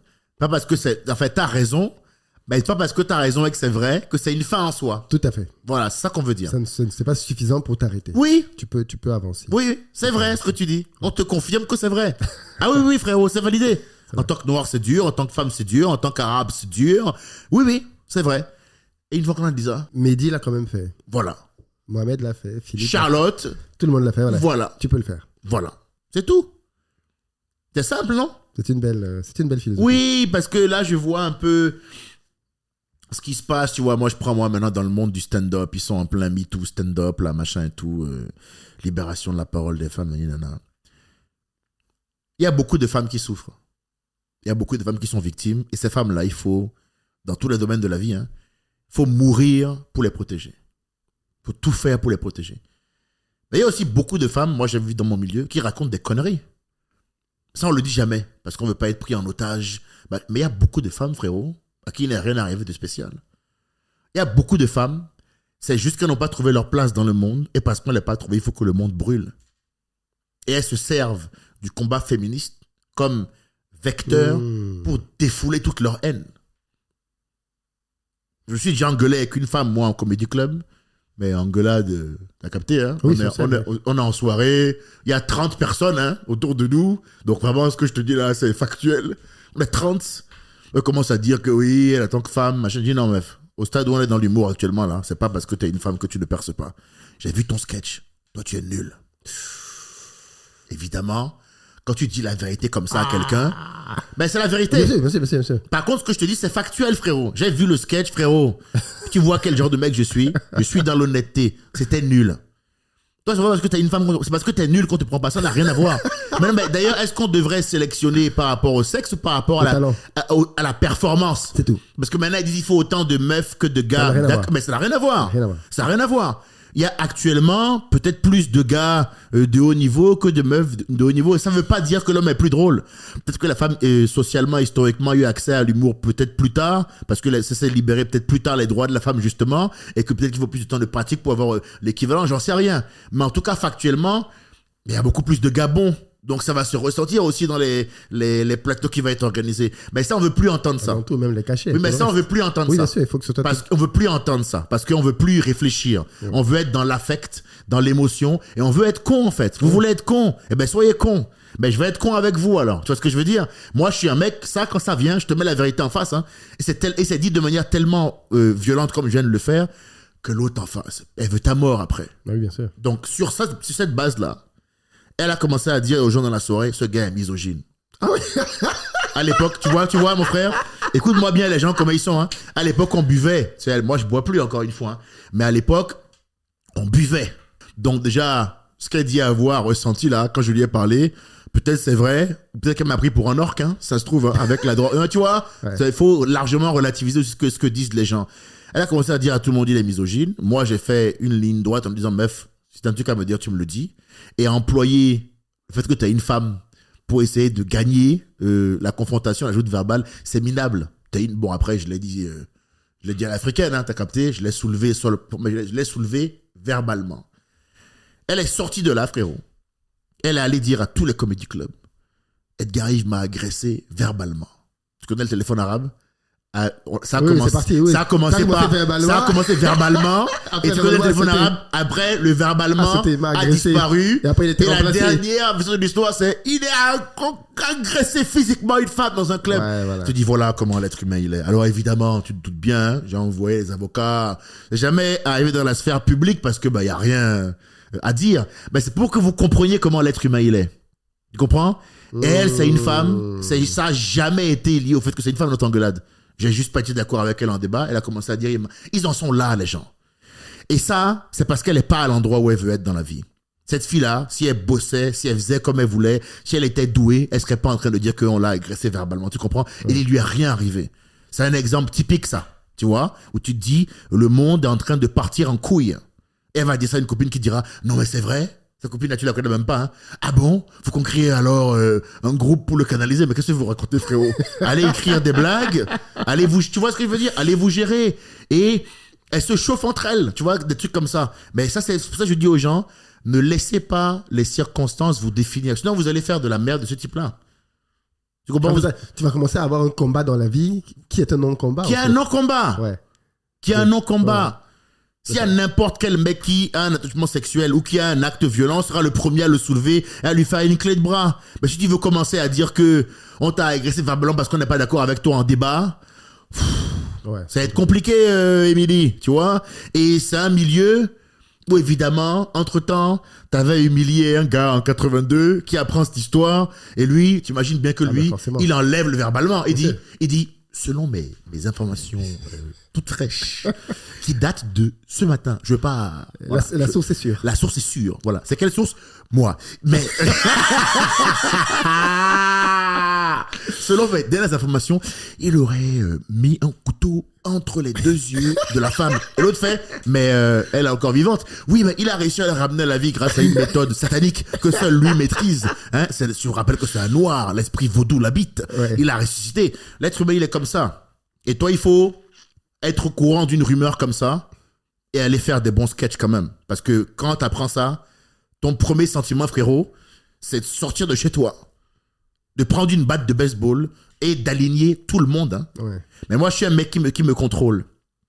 Mais le jour où ça arrivera, un mec qui se contrôle pas, on fera quoi? Le jour où ça arrivera, un mec qui se contrôle pas, on fera quoi? L'argument, c'est oui, les mecs font souffrir, donc du coup, mais non. C'est un combat qu'on doit mener ensemble. Pas les uns contre les autres, en fait. C'est pas le combat privé de 3 personnes. C'est le combat de tout le monde, d'égalité homme-femme. Donc arrêtez la chasse aux sorcières, la justice sur les réseaux sociaux. On voit ça maintenant. Les gens décident que tu es coupable sur Instagram. Oui. Mais c'est quoi cette histoire? On est arrivé à un niveau... Sur la base d'une parole, d'ailleurs. Écoute-moi bien. Preuve. Écoute-moi bien. Oui, si c'est ça le monde que les gens ils veulent créer, écoute bien ce que je vais te dire. C'est ça le monde qu'ils veulent créer. Si on valide que une fille à qui il n'est rien arrivé peut prendre son portable sur Instagram, dire j'ai eu 2-3 témoignages de ce mec-là, il faut qu'il joue plus ou qu'il bosse plus. Si c'est possible de faire ça, dis-toi bien que sur le plan de la justice, on fait un bond de 50 ans en arrière. La raison pour laquelle on a créé le tribunal, c'est pour que personne ne se rende justice lui-même. Donc si elles veulent en venir là, on fait un bond de 50 ans en arrière. Sorcière de Salem, là, on revient à cette époque-là. Et puis, c'est simple. Moi, je vais dire à tous ces gens-là qui défendent la tribune, les arguments sur les réseaux et tout, fermez les yeux. Il est à l'heure où on parle, 14h07 sur mon truc. Philippe, ferme les yeux et imagine, peu importe l'endroit du globe où tu seras, imagine pendant 2 heures, j'ai pas dit 24 heures, hein. Imagine pendant 2 heures un monde où tout le monde se rend justice lui-même. Tu sens l'odeur des bâtiments qui brûlent, là. C'est le chaos. Tu entends le bruit des crânes éclatés sur le trottoir. Il y a un film là-dessus, c'est American Nightmare, La Purge, où les gens s'entraînent parce qu'ils ont un jour dans l'année, ils peuvent se venger. Ben, ça finit en tuerie de masse, en fait. C'est là que vous nous emmenez. C'est là qu'elle nous emmène. Je vois ce qui se passe dans le mouvement féministe en ce moment et ça me déplaît beaucoup parce que, je répète, les femmes qui sont victimes, il faut mourir pour les protéger. Mais les gazeuses, là, celles qui racontent des conneries, qui s'essentialisent, qui dès qu'on n'est pas d'accord avec elles, on n'est pas d'accord avec les femmes, celles-là, il faut commencer à les combattre très très durement. Moi, elles commencent à me casser les couilles. Tu t'engueules avec une meuf, frère, une engueulade lambda. Je me suis engueulé avec 75 mecs dans ma vie. Et jamais personne n'a... Il n'y a aucun gars qui est allé créer un groupe WhatsApp pour dire que je suis problématique. Parce que le vice est là. Le vice est là. La meuf dira pas, on s'est engueulé, j'étais pas d'accord, je veux qu'on le censure. Non. Elle dira, il est problématique. Ça permet à l'esprit de tout le monde de voyager sur toutes les idées qu'il a envie. Bien sûr. Tu vois, elle dit pas la vraie histoire. Et évidemment, comme il y a beaucoup de gens en frustration ou avec des émotions totalement débordantes, personne ne cherchera la vérité. Donc ça deviendra une rumeur du milieu que tu vas devoir porter toute ta vie. Ta carrière, ouais. Tu comprends? Ils pourront pas le mettre dans la sphère publique parce que, putain, il va falloir beaucoup mentir quand même, du coup, pour faire un article sur ça. Par contre, ils diront, ouais, il est problématique. Mais parce que je t'ai dit la vérité en face un soir et que tu veux me le faire payer toute ma vie, en fait. Parce que je t'ai parlé comme jamais on t'a parlé. Parce que je t'ai dit, t'es nul. C'est pas parce que t'es une meuf qu'on te prend pas. C'est parce que t'es nul. Et tout le monde sait que c'est vrai ce que je dis. Ils savent tous que c'est vrai. Ils voudront juste pas se mouiller parce qu'ils veulent pas de problème. Mais c'est la vérité. Cette meuf-là, c'est parce qu'elle est nulle qu'on la prenait pas, frérot. T'as capté? Mais comme je suis le mec qui a osé lui dire, je suis devenu problématique. Il n'y aura jamais d'histoire, je le dis à mon public, il n'y aura jamais d'histoire sur moi de Edgar a mis son doigt dans les fesses de quelqu'un face à la lune. Moi, je suis pas un baptouf, je ne fais pas des dingueries comme ça. Moi, c'est à l'ancienne. Restaurant, je dépense 2000 €, j'essaye de flatter quelqu'un, de l'ambiancer, d'aller voir Cédric Doumbé. J'ai une copine avec qui tout se passe bien, aucun problème. Mais je vous donne l'exemple. Pourquoi je te parle de cette histoire? D'abord, ça me fait du bien d'en parler. Et après, je t'en parle parce que je veux que les gens comprennent jusqu'où on peut aller quand on ne canalise pas sa frustration et quand on fait d'une situation... Anodine, oui. Voilà. Dans le sentiment qu'elle est injuste, un fait avéré. C'est pas comme ça la vie. C'est pas comme ça la vie. Ça ne fonctionne pas comme ça. Essayez de gérer votre frustration parce que sinon, vous allez aller très très loin. Dans le mensonge, la calomnie. On est déjà dans une société, je sais pas comment c'est... toi, tu vis où, toi? Oh, je vis entre la France, le Cameroun et la Côte d'Ivoire. Alors, je sais pas comment c'est en Cameroun et en Côte d'Ivoire, mais en France, on est déjà dans un monde où ça n'intéresse plus les gens la vérité. Ouais. Ils sont déjà arrivés à un niveau de frustration et de déraison. Ils n'en ont plus rien à foutre des faits de la vérité. Ils veulent en finir. C'est la haine absolue. On voit bien, dès que une meuf m'indique sur les réseaux maintenant, il y a 74 personnes qui n'ont rien à voir avec l'histoire qui arrive et l'autre se retrouve tout de suite cloué au pilori. Moi, je m'étais exprimé sur l'affaire Gérard Depardieu en sketch. J'avais fait un sketch sur le comportement qu'il a eu dans la vidéo avec la meuf de la vidéo. C'est ça qui m'avait marqué, tu vois. Mais je n'ai pas dit dans le sketch, Gérard est coupable. J'ai fini par, t'as quand même une tête de coupable. Mais c'était pour dire, en tout cas pour un innocent, on est quand même sur un beau dossier. Mais je suis au courant qu'on ne rend pas la justice comme ça. Donc moi, je fais juste des blagues, tu comprends? Emmanuel Macron, à tort, a défendu Gérard Depardieu en disant grand acteur, c'était maladroit. Mais il a fini en dénonçant la chasse à l'homme que les gens y font sur les réseaux sociaux. Et ça, je trouve que c'est une bonne partie de son discours. C'est important de rappeler que les valeurs autour desquelles on se réunit, mon frère, c'est le procès, hein, au tribunal, avec quelqu'un qui a une formation pour ça, en fait, qui va fonctionner autrement qu'avec son affect. Tu vois ce que je veux dire? Il y a plein de gens, on ne sait pas s'ils sont coupables ou pas. Tu vois, moi, je vois, là, il y a un humoriste, là, Seb Melia, en ce moment, qui est dans la tourmente parce qu'il y a plein d'accusations de violence qui le concernent. Je ne sais pas si ce mec est coupable ou pas. Je ne vais pas me porter garant. C'est pas ton rôle, déjà. C'est pas mon rôle de me poser. Voilà. Ça, ouais. Donc, moi, je ne vais pas te dire ici, je n'en sais rien, en fait.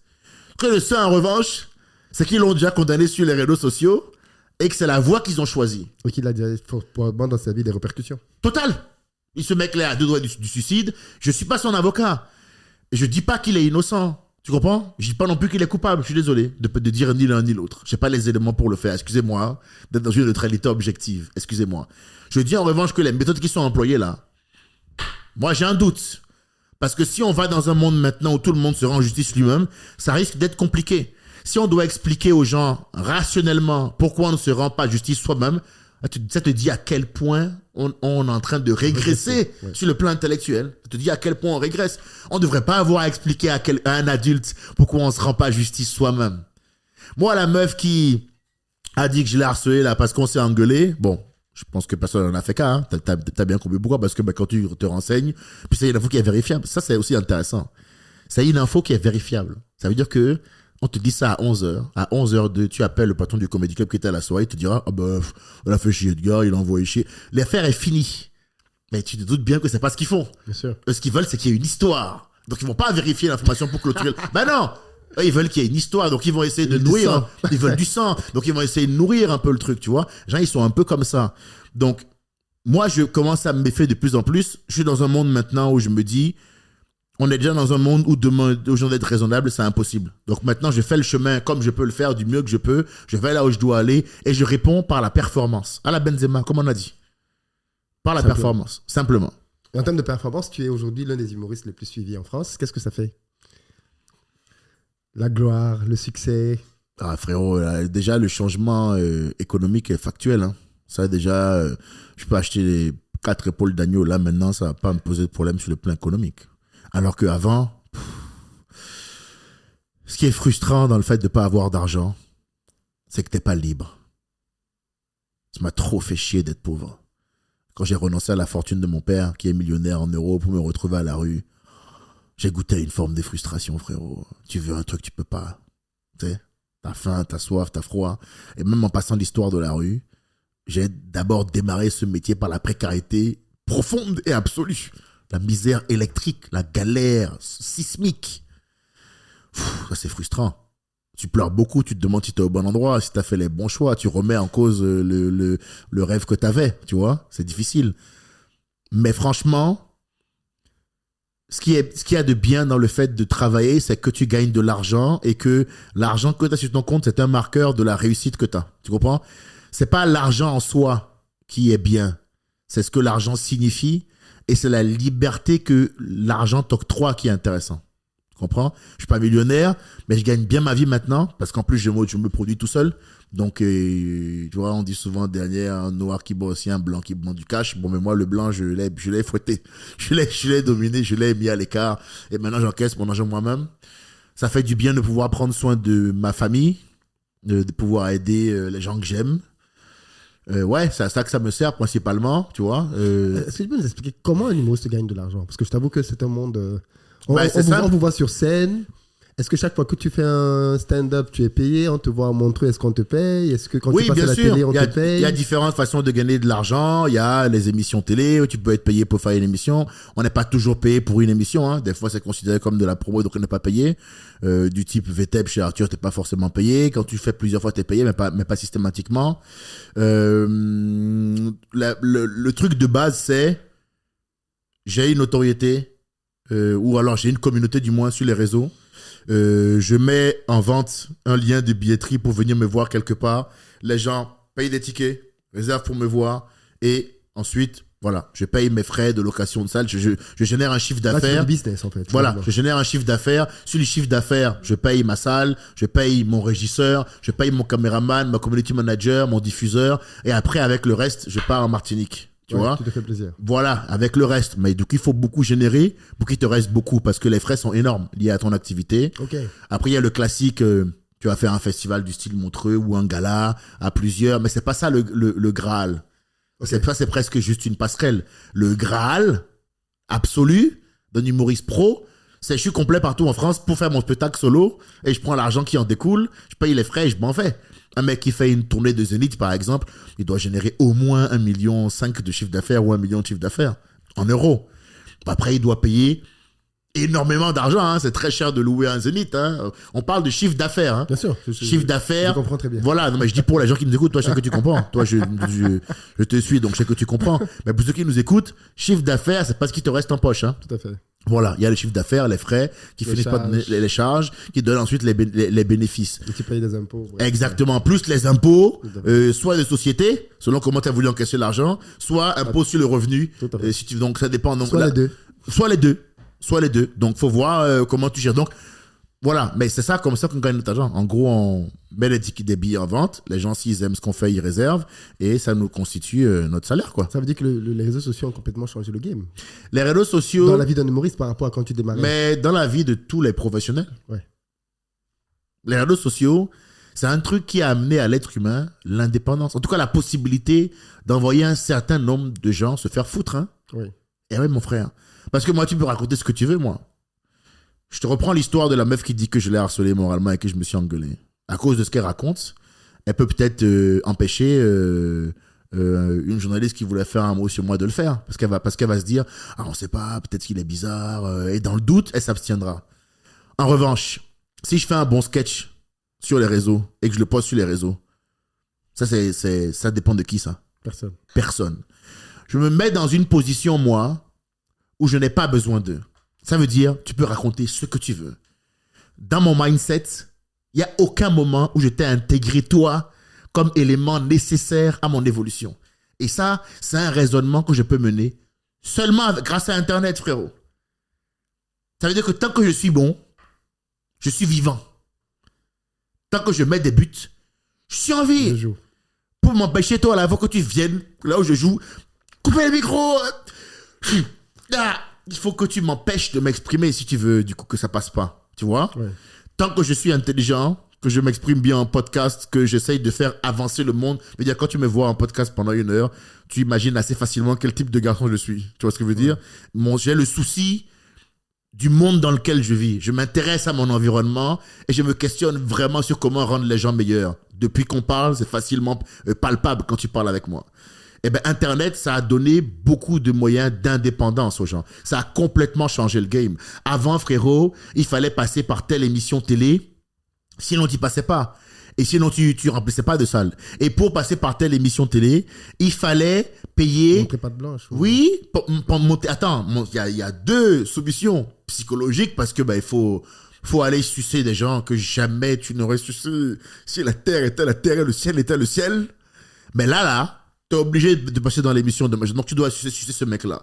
Et en plus de ça, il faut que tu payes une attachée de presse, une somme folle pour qu'elle te mette en relation avec le gérant de cette émission-là. Donc, t'as même pas l'argent pour ça. Il faut que tu ailles trouver 3 000 € pour donner à quelqu'un pour pouvoir avoir accès à une émission où on te demanderait peut-être de faire le noir en plus pour finir tout ça. T'imagines? Quand vous vous moquez de Claudia là, essayez de vous rendre compte de ce qu'elle a dû vivre, hein. Tu dois trouver l'argent pour payer quelqu'un qui va t'envoyer quelque part où on te demanderait d'être autre chose que toi-même. Waouh! Compliqué, frérot, hein? Tu te dis là, comment je vais faire? Bon, c'est compliqué, mais comme on a dit, je vais pas en faire une fin en soi. Comment je fais? Et là, il y a Internet qui arrive. Je dis, donc, on y va. J'envoie un sketch. Ah. Il y a une ambiance, hein? Tu mets ton lien, les gens réservent. Voilà. Tu mets le sketch, tu mets le lien, ça réserve. Tu dis, ah.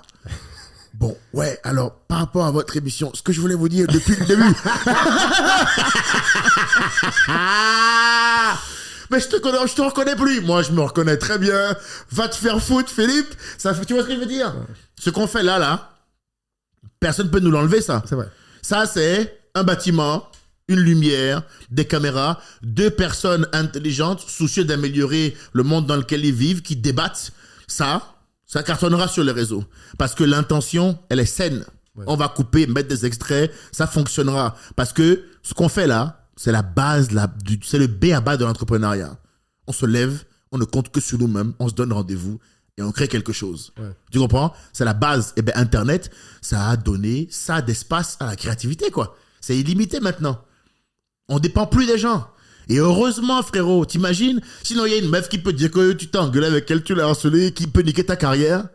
T'imagines? Rien que sur cette base. Rien que sur cette base-là. S'il n'y avait pas Internet, juste parce que je me suis engueulé avec une meuf, je peux avoir des problèmes. Mais il y a Internet. Donc, je peux quand même exister. Pour le reste, tant que tu dis rien officiellement, je te poursuis pas en justice, mais t'inquiète pas. Il y a des gens il y a des snipers installés sur le toit. Mais on vit dans ce monde-là déjà. Vous voyez ce que je veux dire? Faites attention. Il faut que votre force repose sur vous-même. Si ta force repose sur toi-même, là, c'est très compliqué hein, de te freiner. Hein. S'il y a au commande de ta stratégie, tu prévois de tendre la main.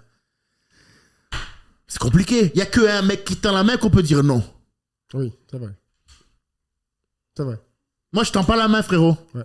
Mon frère, moi, écoute. Mon père, il est multimillionnaire en euros. Il a fait tous les poches chez moi, ce président de la vie. Tu vois que j'ai envoyé chier mon père pour me retrouver à la rue, pour me soumettre à qui que ce soit après? Ma formation de base, c'est ça, frérot. Tu crois que je vais te demander quoi à qui, moi? Ouais. Jamais. Allez vous faire foutre. Et je suis d'accord pour subir les conséquences de ce refus. Je suis d'accord pour subir les conséquences de mon attachement à la vérité. Je suis d'accord pour subir les conséquences de mon amour pour la rationalité. Je refuse d'être fou avec les fous. Donc, je suis pas un chat, je suis pas un poisson. Je me définis pas en tant que noir. J'aime pas qu'on se définisse en tant que femme ou en tant qu'arabe. J'aime bien affaire à des êtres humains qui vont essayer de faire ce qu'ils peuvent pour se battre dans cette jungle-là. Ça m'intéresse. Tout le reste, là, c'est un déchaînement d'émotions, là, qui va nous mener droit dans le mur. Dis-toi bien que la plupart des gens n'oseront jamais prendre la parole comme je le prends. Tu sais pourquoi? Ouais. Parce qu'ils vont toujours vouloir préserver leur intérêt. C'est ce qui me fait le plus mal. Ils ont peur de perdre. Écoute-moi bien. Depuis que j'ai commencé à faire des vidéos, des podcasts ou à parler, le nombre de gens que je vois à des cérémonies un peu mondaines qui me disent en secret, merci. Toi, j'aime bien. Ouais. Oui, mais tu peux le faire. File-moi un coup de main, frérot. Non, moi, je m'en fous, frérot. Vraiment, je te dis la vérité. Si demain, on me crée un scandale qui nique ma carrière de stand-up, franchement, mec, ça me fera de la peine. Ça me fera de la peine. Mais ils ne comprennent pas une chose, c'est que moi, c'est comme ça que j'aurais voulu la vivre. Je l'aurais vécu exactement comme je voulais la vivre. C'est-à-dire que le moment où je lui ai dit devant tout le monde, toi tu es nul, ça c'est dans mes souvenirs, mes best-of. C'est dans mon album. Tu comprends ce que je veux dire? Ils ne comprennent rien, ces gens-là. Ils ne comprennent rien. Je suis au courant de quelque chose qu'eux, ils ne savent pas. C'est que tous les hommes meurent un jour, mais peu parmi eux vivent vraiment. Frérot, le temps que moi je suis là, je vais mettre l'ambiance, frérot. T'as capté? Ça va zouker, Philippe. Sous classé sel médicament. Excellent. Oui. Excellent. Oui, frérot. Excellent. Bien sûr. Excellent. Donc, Internet nous rend libres et il faut qu'on en profite. Franchement, à l'époque où il n'y avait pas Internet, là, il fallait, tu sais, Philippe, pour faire son émission, je sais pas quoi, ben là, c'était un peu plus compliqué. Parce que si Philippe t'aime pas, t'es bloqué. Mais là, aujourd'hui, ça va. S'il n'y a pas Télérama, s'il n'y a pas TF1, s'il n'y a pas machin. C'est pas grave. C'est pas grave. Tu seras pas... Bon, moi, on sait que je m'en suis pris à Bolloré ouvertement en sketch. Donc, j'ai été censuré par le groupe Canal. Ça, on le sait. C'est ce qui m'a même, d'ailleurs, plus ou moins fait décoller. Mon sketch sur la corruption. Ben oui. Mais c'est connu, ça. Ceux qui me suivent te le confirmeront en commentaire. J'ai fait un sketch sur la corruption où je dénonce les exactions de Bolloré en Afrique. Et je le fais sur C8, une chaîne de Bolloré. Donc là, autant te dire que... Les gars sont là, mais qu'est-ce qu'il est complètement malade? Coupez son micro, je suis là. Frère, j'ai pissé sur tout le monde et ça m'a lancé, mais jamais tu me verras dans la sélection des humoristes Canal Plus de 2024 ou de 2023. Jamais ça n'arrivera. Pourtant, factuellement, je suis dans les 10 meilleurs stand-uppers français aujourd'hui. Tu prends ce chiffre-là, tu le mets tu fais la liste dans le sens dans lequel tu veux. Ouais. Je suis dedans. Personne ne te dira le contraire. Tout le monde reconnaît mon talent. Mais je suis problématique. Mais ça, je le porte fièrement. Parce que problématique, ça veut dire que je suis quelqu'un de bien dans un monde de fous. Être validé par une société malade, ce n'est pas un signe de bonne santé mentale. Tout à fait. Il faut que les gens comprennent ça à un moment donné. Vous pouvez dire ce que vous voulez de moi. Je sais que mon cœur est juste. Vous n'entrerez pas dans ma tête pour me faire croire que je suis autre chose que ce que je suis vraiment.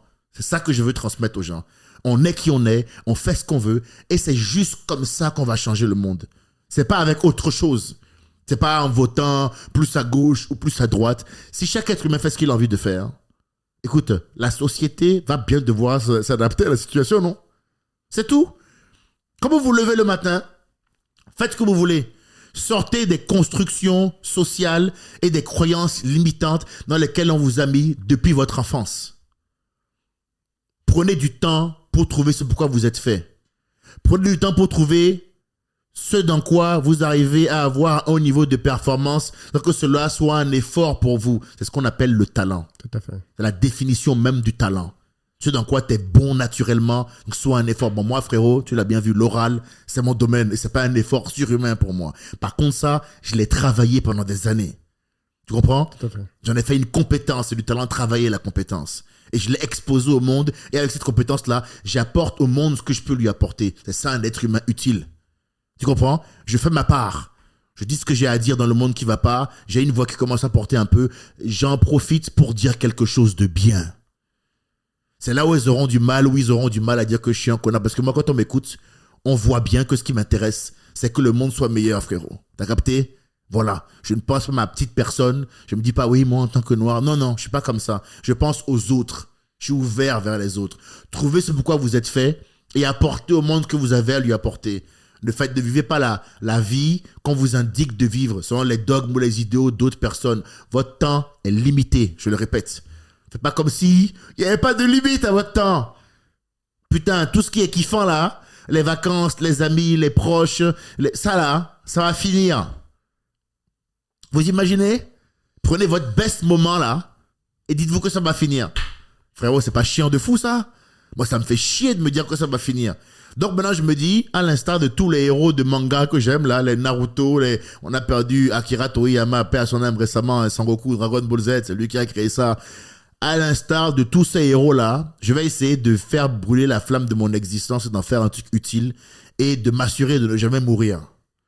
Je vais m'assurer de laisser quelque chose derrière moi et si la société est un endroit un peu meilleur parce que j'étais là, eh ben c'est bien. Ça veut dire que j'aurais servi à quelque chose.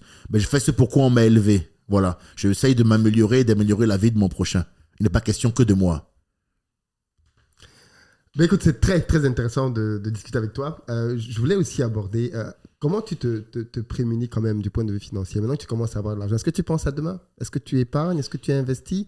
Ou alors tu es carpe diem à chaque jour Non, bon, j'ai fait carpe diem. Hein, parce qu'au début, quand tu as galéré beaucoup et que tu retrouves de l'argent, il y a d'abord il y a le quart d'heure de folie, quoi, tu vois. Mais ce quart d'heure de folie, il dure plus ou moins longtemps selon les gens. Bon, moi, ma chance, c'est que j'ai jamais été un mec attiré par... j'aime le luxe, mais tu vois, ça m'intéresse pas d'avoir une belle Ferrari. Ça m'intéresse pas. Moi, ce que je vais aimer, c'est vraiment pour le coup à l'africaine, un bon restaurant, une bonne damance, tu vois ce que je veux dire, hein? Peut-être tester un étoilé que j'ai jamais testé avant. Donc ça, somme toute, c'est pas des trucs extrêmement coûteux. Oui. Tu vois, surtout que moi, quand je suis sorti de la difficulté financière, j'ai connu la fin. Donc quand j'ai retrouvé de l'argent, j'ai énormément mangé. Donc si tu vois des vidéos de moi de juin dernier déjà, je suis beaucoup plus gros que maintenant. Oui. Tu vois, Et là, je suis dans l'inverse, dans une phase de perte de poids où je mange moins, j'ai un coach sportif, je bois plus, je fume plus. Je sais que la vie est courte, donc je veux entamer j'ai 36 ans et je veux maintenant entamer la deuxième moitié de ma vie en étant le plus en santé possible pour que l'aventure magnifique qu'est la vie dure le plus possible. Tu vois, mon angoisse serait... Mais tu as un peu changé ta philosophie par rapport à ça, parce que j'ai écouté une vidéo dans laquelle tu disais que tu étais... Quand tu te laisses aller, comme tu te laisses aller, tu sais que tu peux choper un truc à tout moment et partir. Oui, oui. Là, aujourd'hui, tu as changé de philosophie. Complètement, frérot. Parce que courant de juin dernier, j'ai fini à l'hôpital. Je croyais que j'allais avoir une attaque, mais en fait, c'était un malaise qui s'est transformé en attaque de panique. Donc, en vrai, j'ai pas fait de crise cardiaque. Tout va bien. Je rassure ceux qui me suivent. Tout va bien. Mais il y a eu du coup, comme ils avaient eu peur aussi à l'hôpital que je fasse une crise cardiaque pour de vrai, ils avaient quand même fait un protocole aux urgences, machin et tout. Et ils ont profité pour faire des analyses durant 4-5 jours. Bon, il s'est avéré que j'étais dans une condition physique, frérot, abracadabrantesque, puisque, je dis, à l'époque, alcool, cigarettes, c'est-à-dire que tu bois de 18h à 5h du matin, tu te réveilles à midi, tu fais un hamburger pour essayer de te relancer, le tout sans footing. Donc vraiment, je me laissais aucune chance, frérot, tu vois. Donc après, voilà, tu parles à des gens, le médecin qui te suit, il est fan, il dit quand même, monsieur, vous êtes bien, vous avez 36 ans, vous n'allez pas partir à 44. Et là, comme vous êtes là, vous allez partir à 44. Hein. Vous allez avoir une attaque, faites un peu de sport, c'est pas grand chose. Travaillez un peu ce que vous mangez, soyez un peu vigilant et ça va aller. Et ben ouais, je me suis dit, ouais, c'est vrai. Et en plus, quand tu réussis un peu, quand tu commences à avoir un peu de notoriété, un peu d'argent, tout d'un coup, tu as un truc à protéger. C'est ce que tu as créé, ce que tu tiens là, tu as ça à protéger. Donc du coup, il n'y a plus le délire fou de on y va, tous avec du jambon, et c'est pas grave si on meurt. Mais non, là, tout d'un coup, tu as un truc à protéger. La relation que j'ai avec le public, c'est ce que je veux protéger, moi. Ouais. Et je veux que ça dure le plus longtemps possible.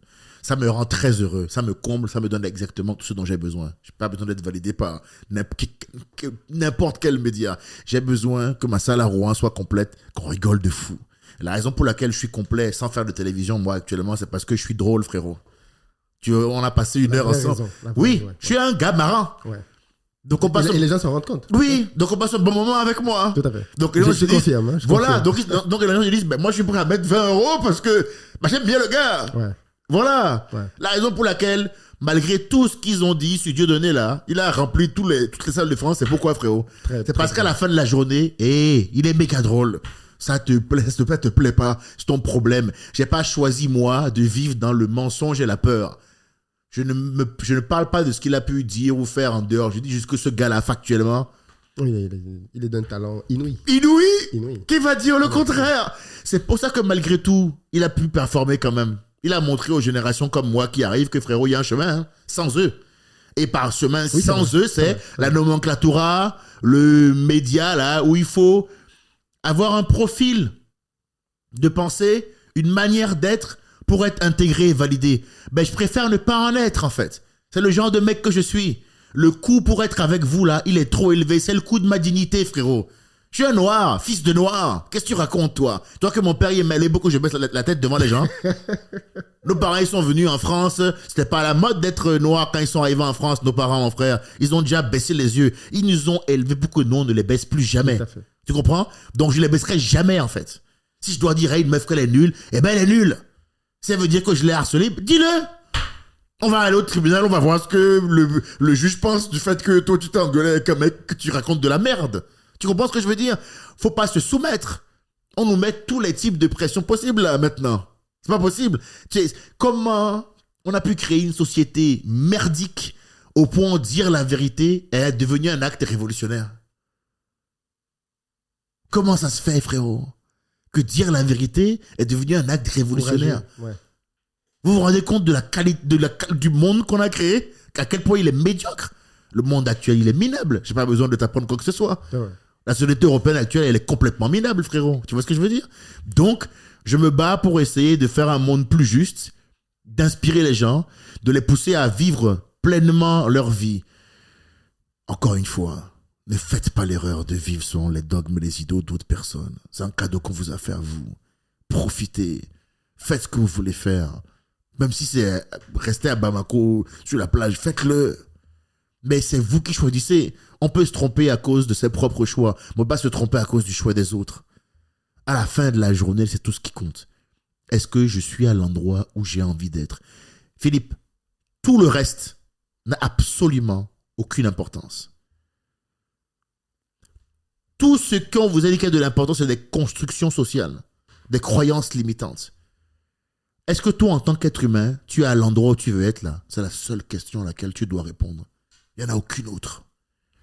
Aucune autre. Et il faut être prêt à supporter toutes les difficultés pour être à l'endroit où tu veux être. Et écouter ton cœur, la voix intérieure, celle qui parle moins fort. Là. Il faut éteindre le bruit du monde, écouter la voix intérieure. Ton cœur et ta tête savent déjà où tu as envie d'être. Le bon Dieu, moi je suis croyant, il n'a pas mis un être humain sur terre là, qui n'est pas capable de savoir ce pourquoi il est fait. Il s'est arrangé pour que quiconque écoute sa voix, quiconque s'écoute lui-même, arrive naturellement à se remettre sur la route. On appelle ça l'instinct. C'est une faculté analytique qui est fiable. Ton cœur, ta tête, ton ventre sont là pour te dire, frérot, on n'en a rien à foutre de ce monsieur-là qui nous dirige sur le chantier, qui nous met des coups de pelle. Pars. Mais pour faire quoi? C'est la peur de l'inconnu qui empêche les gens de se lâcher. Il faut se lâcher, frérot.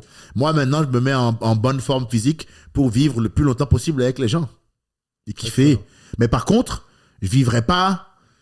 je chercherai pas à être validé, quoi. Tu comprends ce que je veux dire? Non, ça, non. J'ai bien vu, moi, hein, les Renois comme moi dans ce milieu qui essayent d'être validés. Bah, putain. Quand je vois ce qu'ils sont, frérot, je peux te dire que même s'ils remplissent les plus grandes salles de France, il y a un soir, là, un peu comme quand j'avais repris l'accent africain, là, ils vont boire un whisky et faire « C'est sûr. C'est sûr et certain. » Ça a un coût aussi de ne pas être soi-même. Hein. Tu vois? Des fois, être au plus haut niveau parce que tu as concédé beaucoup de choses fait que la victoire du haut niveau, là, ça n'a pas bon goût. Tu sais ce que je veux dire ou pas? La victoire, elle n'a pas bon goût. Ce qui est vraiment beau, c'est quand tu t'es entraîné, tu as travaillé ta vélocité, tu arrives au match, tu es plus rapide que tout le monde et tu mets une reprise de volée, tu sauves ton équipe. Ça, c'est beau. Mais si tu as truqué le match et que tu gagnes, parce que c'est... Pas du tout. Bah voilà. Malheureusement, on va bientôt arriver au terme de cet épisode, mais je pense qu'on fera un deuxième parce qu'il y a beaucoup à dire. Avec plaisir. Pour toi, aujourd'hui, sur ce podcast, on parle beaucoup de liberté financière parce qu'on dit justement que l'argent, en réalité, ça rend libre. Et je pense que tu en es clairement l'incarnation parce que la liberté de temps que tu as, très peu d'humoristes l'ont. Oui. Peut-être parce que beaucoup dépendent encore du système. Et tu as abordé la longévité dans ce métier. Je ne vois pas beaucoup d'humoristes, comme aux États-Unis avec Dave Chappelle, dans l'univers francophone, perdurer au fil du temps. C'est dû à quoi? Et est-ce que tu penses que, tu l'as dit tout à l'heure, tu ne sais pas combien de temps ça va durer et tu veux profiter au max du temps que ça va durer. C'est une carrière courte ou alors c'est parce qu'en France, on ne sait pas se renouveler? Les deux, je pense. Je pense qu'il y a un truc qui guette tous les gens qui réalisent quelque chose, c'est de se reposer sur ses lauriers et de s'asseoir sur ce qu'on a déjà réalisé. Il y a des humoristes qui ont commencé à bien marcher en France et puis après qui ont fait pendant 9 ans ou 10 ans le même spectacle et au bout d'un moment le public s'est barré parce que les blagues ils les connaissaient par cœur. Mais eux ils l'ont fait parce que c'était pour des raisons financières, parce que à un moment donné il suffit de te pointer quelque part pour remplir une salle et prendre le magot. Donc tu commences à avoir la flemme, tu révises plus, tu vas pas en comédie club, tu te renouvelles plus, tu crées plus de nouvelles blagues, tu répètes le même numéro pendant 10 ans à l'infini et tu t'en sors avec 500 000 € sur ton compte. Il y en a qui jouent comme ça. Il y en a qui, de la même manière, n'arrivent jamais à avoir un spectacle parce qu'ils restent au niveau comédie club. Ils ont un 10 minutes qui marche bien et qui leur permet d'être intermittents, de gagner leurs 1 500 € par mois. Il y en a qu'on perd déjà à ce niveau du jeu. Il y en a, mec, que je connais, ça fait 10 ans, ils sont en comédie club. On peut comprendre que le comédie club en humour, tu peux le considérer métaphoriquement comme la fac. C'est là que tu vas travailler tes blagues, construire 1 heure, et quand tu as 1 heure de spectacle, tu as ton diplôme, you get your degree. Et maintenant, tu vas vendre ton produit à tout le monde. Tu vois ce que je veux dire? Un peu comme un commercial. Mais il y en a qu'on perd déjà à l'étape du club. Tu comprends? Il y en a qu'on perd sur les bancs de l'école. Ouais. Tu comprends? Qu'on perd déjà là, eux, ils ont leurs 10 minutes. Ils se font 1 500 € par mois en jouant parce qu'ils ont un bon 10 minutes par contre de qualité, mais ils n'ont pas 1 heure. Oui. Ils ont un bon 10 minutes de qualité, ils vont dans tous les comédie clubs et puis du coup, voilà, ils vivent comme ça. De la même manière, il y en a qui ont 1 heure et qui n'arrivent jamais à en faire 2. Il y a des chanteurs qui font une bonne chanson, un bon titre et dont on n'a plus de nouvelles. Donc ce que des gens comme Dave Chappelle, Bill Burr, Lionel Messi, Cristiano Ronaldo, Novak Djokovic, Rafael Nadal ou Federer peuvent faire, faut vraiment le respecter. Parce qu'on sait à quel point c'est dur de perdurer, d'être bon dans le temps. Moi, maintenant que mon talent est reconnu, tout le monde me trouve bon, même ceux qui ne m'aiment pas finissent par dire que je suis bon. Maintenant que mon talent est reconnu, ma hantise à moi, c'est d'être une météorite d'une étoile filante. Tout à fait. Ce que je veux, c'est être là pendant 20 ans parce que j'ai du talent et faire preuve de talent pendant 20 ans. Ce que je veux, c'est faire rire les gens longtemps. M'inscrire dans cette logique-là, comme on a dit, d'être une rockstar de l'humour, de faire de l'humour pendant 20 ans, et puis au bout de 20 ans de carrière, dire, bon les gars, là j'ai 56 ans, j'aimerais peut-être vivre les dizaines d'années qui me restent là, en Martinique, et là tout le monde comprendra aussi, tu vois. Mais je pense que le temps que je suis là, il faut faire un maximum de spectacles. Je pense que la raison pour laquelle, du coup en France, il n'y a pas de très très longue carrière, il y en a eu, hein, mais il n'y en a jamais eu de très très longue, j'ai l'impression. C'est d'abord pas ça. D'abord, il y a un peu de flemme, donc ça veut dire qu'ils se renouvellent pas assez. La raison du non-renouvellement, pour moi, elle est double. Soit c'est la flemme, soit c'est l'appât du gain, soit c'est les deux. Tu captes? Oui. Voilà, j'ai déjà une ceinture de champion. Pourquoi tu veux que je me fasse chier à aller de choper une autre catégorie de, tu vois? Conor McGregor, il dit non, maintenant je vais aller choper les lourds légers. Je vais prendre du bois. Tu vois ce que je veux dire? Ouais. John Jones, il prend une ceinture lourd léger. Maintenant je vais aller taper les poids lourds. Ces mecs-là, ils sont insatiables. C'est d'abord une mentalité. Il faut avoir ce mental de crack, de t'as jamais rassédé parce que moi je suis un mec, mon plaisir, il passe par la performance. C'est la raison pour laquelle j'ai peu de chance de me perdre dans le noir. J'ai beaucoup moins de chance de me perdre dans le noir que ces gens-là dont je te parlais, que je les critique avec autant de véhémence. Parce que j'ai tout le temps faim. Et qu'il n'y aura jamais de jour où je ne performe pas et où je me dis, c'est pas grave. Ah non, mec, c'est un problème pour moi. Moi, je suis pas capable d'aller en soirée si j'ai fait un spectacle et que j'ai pris un bide là. Quand on voulait faire les fêtes après, moi, j'y allais pas. Parce que prendre un bide, ça me rendait malade, gros. C'était compliqué pour moi. Je pense que c'est le genre de mental qu'il faut pour durer dans le temps. Mais je pense aussi qu'il y a une génération comme la mienne en France qui est beaucoup plus américanisée là-dessus. Et donc, je pense qu'on a beaucoup plus de chances de voir des carrières durer pendant longtemps maintenant parce que on est un peu cette génération-là où il y a des gens qui veulent performer. Il y a des bons humoristes français, hein, les Fari, Thomas Njijol, les Boué, ils ont eu une carrière quand même qui commence à être assez longue aussi. Ma génération, à moi, c'est une génération de tueurs. Donc, on a absolument envie de dominer, de régner pendant longtemps. On a inspiré des gars comme Kylian Mbappé, comme Wembanyama, comme Doumbé, comme Ngannou. On a envie de prouver des choses, on a envie d'exploiter notre plein potentiel. C'est d'abord cette mentalité-là qui fera qu'on pourra durer pendant longtemps. Pour moi, c'est d'abord une question de mentalité. Pourquoi tu fais ce que tu fais? Qu'est-ce qui t'a amené là? Quand tu es au clair avec ça, c'est là que tu vas le plus loin possible.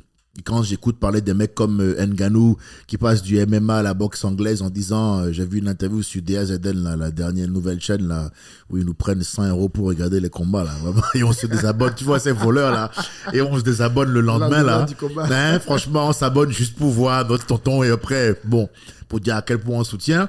Je l'ai vu dire en interview, je veux juste aller au bout de mon plein potentiel, me surprendre moi-même et voir de quoi je suis capable.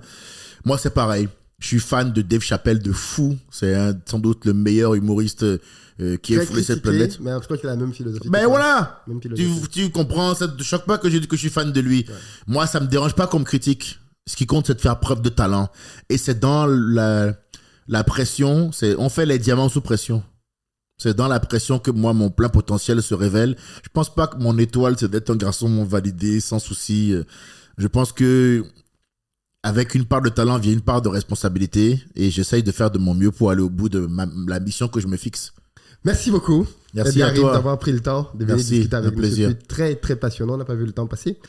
Et j'espère qu'on te reverra une deuxième fois parce qu'il y a beaucoup de questions que je voulais te poser aussi pour parler aussi davantage de business.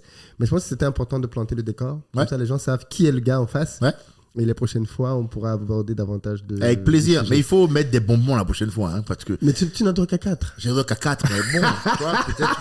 et tu es venu avec les 4. Je suis venu avec les 4, c'est vrai. Si je t'en rajoute un... Ah, c'est vrai. Mais t'as vu, je suis un peu gourmand. Mais j'en mettrai la prochaine fois. Bah, merci de m'avoir accueilli, Philippe. C'était un plaisir. Je suis ce que vous faites et vous avez tout mon soutien. Et franchement, bravo. Et je félicite aussi l'initiative. Merci beaucoup. On parlera peut-être davantage de sujets qu'on n'a pas abordés comme... la France-Afrique, parce que si tu vas chercher des sketchs sur Bolloré, ça veut dire que tu es au courant d'un certain nombre de choses. Ah ben, malheureusement, dont on parle très peu dans les médias ici. Bien sûr, mais dans ma vidéothèque de sketchs actuellement sur les réseaux, il y a la colonisation qui est un sketch qui a cartonné, la corruption qui est un sketch qui en cumulé avec près de 20 millions sur tous les réseaux, c'est le sketch phare qui m'a lancé, où je parle beaucoup de ça. Je suis un vrai afro-européen, donc les rapports France-Afrique, c'est un sujet qui me tient à cœur. Ouais. Il y a des articles dans Le Monde où je me suis exprimé là-dessus, qui sont disponibles sur les réseaux, et ouais, je serais tout à fait d'accord pour aborder le sujet, oui, bien sûr.